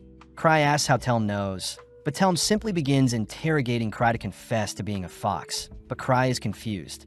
Along the way, Cry coincidentally says the code word only foxes would know, leading Telm to reintroduce himself as a 7th tail amongst the foxes, whilst Ketchachaka is a 5th tail. Confused, Cry says he is a 13th tail, something that throws Telm off as there are only 9 tails, but Cry reassures everyone that since they all have tails they should work better together. With Cry allowed to leave, he heads to his room, but suddenly Liz is seen waiting for him. As Liz rushes to embrace Cry, Cry reminds Liz he is on a mission, and with Chris entering the hallway to confront Cry, Liz is seen swiftly hiding under the sheets. Chris demands Cry fix her, but Cry says Chris will recover if she sleeps, but suddenly Chris notices someone hiding behind Cry. Making something up, Cry says it's simply a ghost, and with Cry opening the window and hugging Liz, Liz manages to escape undiscovered. Chris refuses to believe that a ghost has appeared, but when Ketchachaka and Telm appear, they go along with Cry's lie and convince Chris to head to bed. Sitting down for dinner, Cry tells the others about his encounter with the Barrel Bandits and how they were all turned to frogs, but he leaves out that Lucia and the Grievers did all the work. With the king and the others curious, they all ask Cry to show off the frog spell, and with no other choice but to make something up, Cry points at Chris and orders that she becomes a frog. Magically, Chris turns into a frog, but sadly most of the surrounding people have also been affected. Remembering that he must slay them to revert them to normal, Cry crushes Chris only to be scolded by her, as she is embarrassed. As for Franz, he apologizes as he had to slay the king and princess to revert them back, and this only makes Franz hate Cry more, but surprisingly the king is pretty calm about what just happened. Later that night, Chris asks if Cry hates her, but Cry says it was a misunderstanding as he'll turn their water into orange juice as an apology. At that moment, Lucia with Citri helps orders Cry to stop promising big things, and with Cry confused as to where the noise is coming from, Chris storms out of the room. Just then, Telm and Ketchachaka wonder why they didn't just capture the king and princess whilst they were in frog form. But due to Cry and Telm misunderstanding each other, they ultimately agree to all wait a little longer. Cutting over to the Veton airship port, Cry and the gang lay eyes on the Black Star airship, a battleship that is reinforced with top-tier magic, but Cry fears things may still go wrong. Meeting with Franz, he asks for 3 days to make any preparations, but Franz refuses as their schedule requires they take off tomorrow. Luckily, the king mentions how Murina is exhausted from traveling and needs a break, so once again Cry will be getting his way. At the same time, we see the Grievers hear about the 3-day delay, so they choose to make their own preparations as well. That evening, Cry declares he'll tame Carpe, and whilst Chris helps recharge Cry's safety rings, Ketchachaka is confused as to what Cry is planning. After a while, Chris is exhausted from charging Cry's rings, and seeing as Ketchachaka is still stunned speechless, the Grievers all appear with a ghostly disguise only for Citri to help reinvigorate Chris. With Cry giving the Grievers all aliases, Lucia is seen recharging Cry's rings, but Ketchachaka has had enough and chooses to leave. As Cry asks the Grievers for a favor, we cut to later that night, where he apologizes for having her charge his relics. But Chris distinctly remembers Citri amongst the pack of ghosts that appears. Chris demands to know what Cry is planning, but just then Telm appears asking to speak with Cry, but seeing Chris and Cry so close, he immediately apologizes for intruding. Chris gets flustered as she tries clearing things up, but with Telm leaving, Chris rushes after him, only to move 3 days forward in time to when Cry's preparations with Citri's help are finished. Franz confronts Cry for bringing so many crates along with him, and when Franz demands to know what Cry is doing, Cry says he is simply preparing for a crash. As Cry stalls a little longer, we suddenly see Liz and Tino in their ghost form appear with the items Cry asked for, and with the girls vanishing, Cry declares that he is ready. Aboard the aircraft, Cry is amazed by how they're flying, but Chris asks what Cry is holding. Cry explains that the staff is a relic called Round World and can translate any language, an item that impressed Chris. Just then, Ketchachaka appears, and seeing as the translation stick can help with communication with Ketchachaka, Cry puts the staff to work, but Cry pronounces Ketchachaka's name wrong, and this only scares him away. Seeing as the stick is useless, Cry asks Chris to look after it, and after some time of traveling, the aircraft is seen passing through a rainstorm. Off to the side, Chris sees Carpe next to another carpet roll, something Cry thought would cheer Carpe up, but at the same time Franz is seen ordering the pilot to continue through the storm. Outside, we see the Grievers attached to the airship via a giant kite, and although Chris is impressed by their resolve, a single lightning strike plucks them from skies. Ketchachaka praises Cry for placing the airship in a lightning storm, and with Telm confident that the ship can be destroyed from the inside out. We see Cry being confronted by the king and Franz as to why they're still passing through some dark clouds even though they've made it past the rainstorm. Sadly, Cry has no idea, words that annoy both Franz and Chris. Just then, a hooded figure appears behind the king, and as the fox lunges towards the king with a blade, the king easily blocks the strike. As Franz and the knights surround the fox, Cry orders Killiam to assist, but strangely Killiam collapses to his knees. At that moment, Telm and Ketchachaka appear, leading Franz and the knights to also collapse whilst cradling their stomach. Telm apologizes for the anticlimactic entrance, only to reveal that the hooded figure was his creation, and it's unfortunate that Cry couldn't recruit Chris. Regardless, Telm declares that the king has nowhere else to go, and with everyone despairing, Cry asks why everyone is accusing him of being a fox. Fearing that Cry was tricking him, Telm checks to see if Cry is joking, and only now does Cry realize that Telm is talking about the Fox Evil organization. Plus, it seems the aircraft is headed to a strange blue abyss. Cry starts by declaring that he isn't a fox, but Telm says Cry knows their password, and before Telm can attack, Cry threatens to turn him into a frog. Cry reassures everyone he is siding with the king, but when Cry orders Killiam to attack Telm, it's revealed that Ketchachaka actually has the control to order Killiam around. Luckily, Cry hasn't been feeding Killiam, so such orders mean nothing, something that pisses off Ketchachaka. Seeing an opening, Telm sends out a water slash, but Cry's safety ring negates the blow, plus Cry's perfect vacation calms his mind. Cry gives Telm the chance to surrender, but Telm smirks as the airship's engine has been destroyed and they'll plummet shortly, but Cry says he should survive with Carpe's help. Telm says he'll make short work of everyone and begins imbuing water into his fist, but Chris retaliates by conjuring a fireball with Cry's staff. But it seems the staff only absorbs magic, so casting spells is useless. Just like that, Telm unleashes a devastating water spell, and with everyone consumed by a bright light, we cut outside to see the Grievers have returned on their kite thanks to Lucia's magic and are now floating alongside the ship. But they notice a mystical gate up ahead. Back with Cry, it seems Telm's magic spell was negated, and although Cry doesn't know what is happening, Tel accuses Cry of placing them in a storm to disrupt his magic. Playing along, Cry orders Telm to give up, and with Ketchachaka asking for Telm to temporarily retreat and wait out the storm, Ketchachaka calls for a dragon only for the pair to leave. Cry reminds Chris that they must stay with the king, and having brought tons of potions to heal the wounded knights, Franz asks how Cry will deal with the foxes once the storm is over. Cry sees that the king and the others are in distress as they can no longer control the aircraft. So as Cry approaches Killiam, he hands it some food, but suddenly the food disappears. Chris cries out that there's someone with a fox mask, and with Cry catching a glance of the little gremlin, we see the aircraft along with the Grievers outside begin to be absorbed with bright, magnificent light.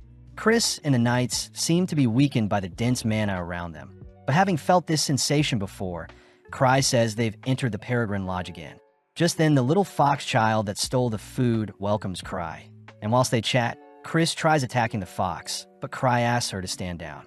The child demands to know why Cry entered their domain, But when Cry says he is here to negotiate, the child says they're a fan of Cry and wants to shake hands. Secretly, the child declares they'll slaughter Cry. But when Cry happily shakes hands with the child is shocked and quickly retreats as they leave behind their mask. With Chris asking to know what happened, Cry says he doesn't know, but feels like he is forgetting something.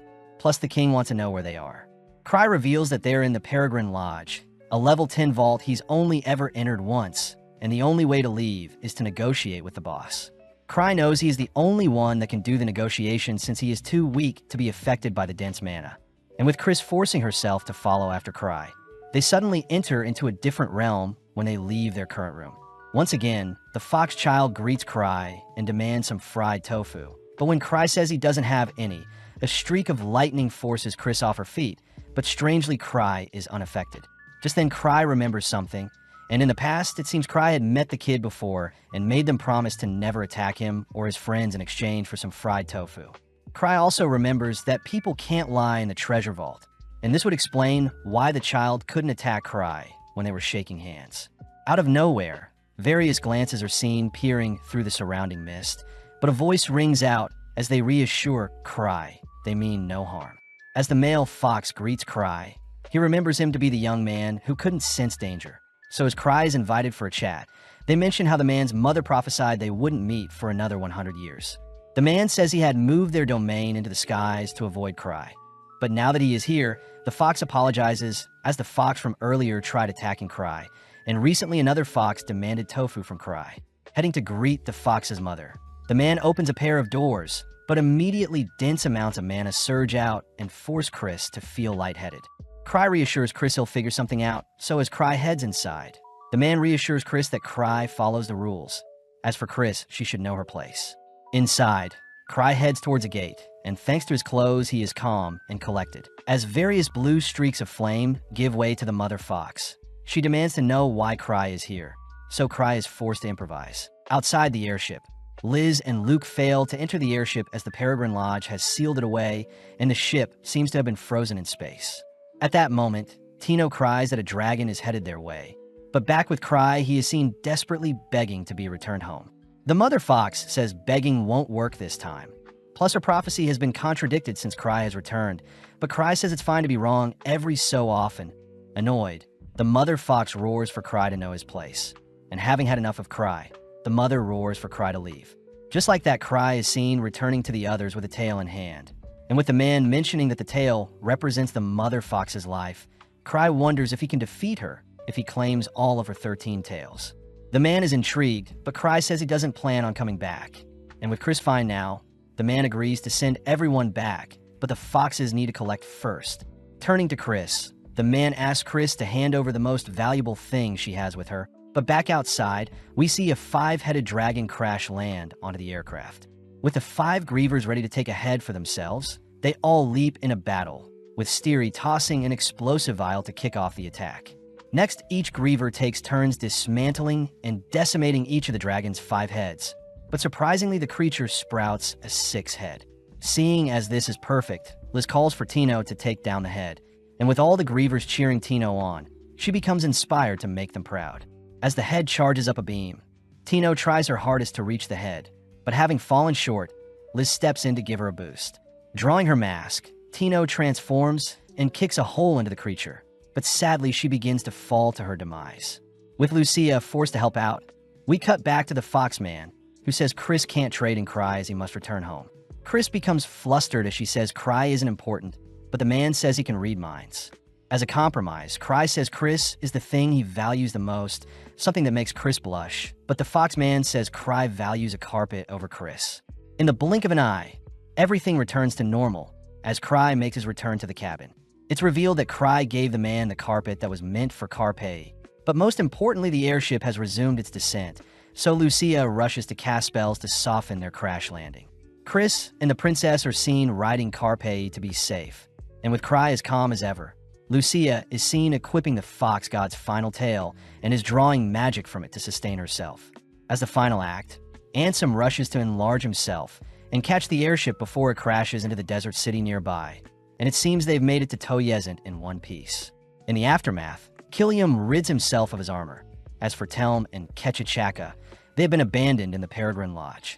Checking on Lucia, Cry hears that her tail is absorbing her mana, so she'll be out of commission until she returns the mana she used. Off to the side, Cry hears some noise in the fried tofu box he brought, and seeing as it's the little fox, Cry decides to leave them be. With Chris still annoyed that Cry doesn't value her, we see Cry meeting up with the king, and having witnessed Cry's amazing luck, the king asks Cry to mentor his daughter, as she apparently has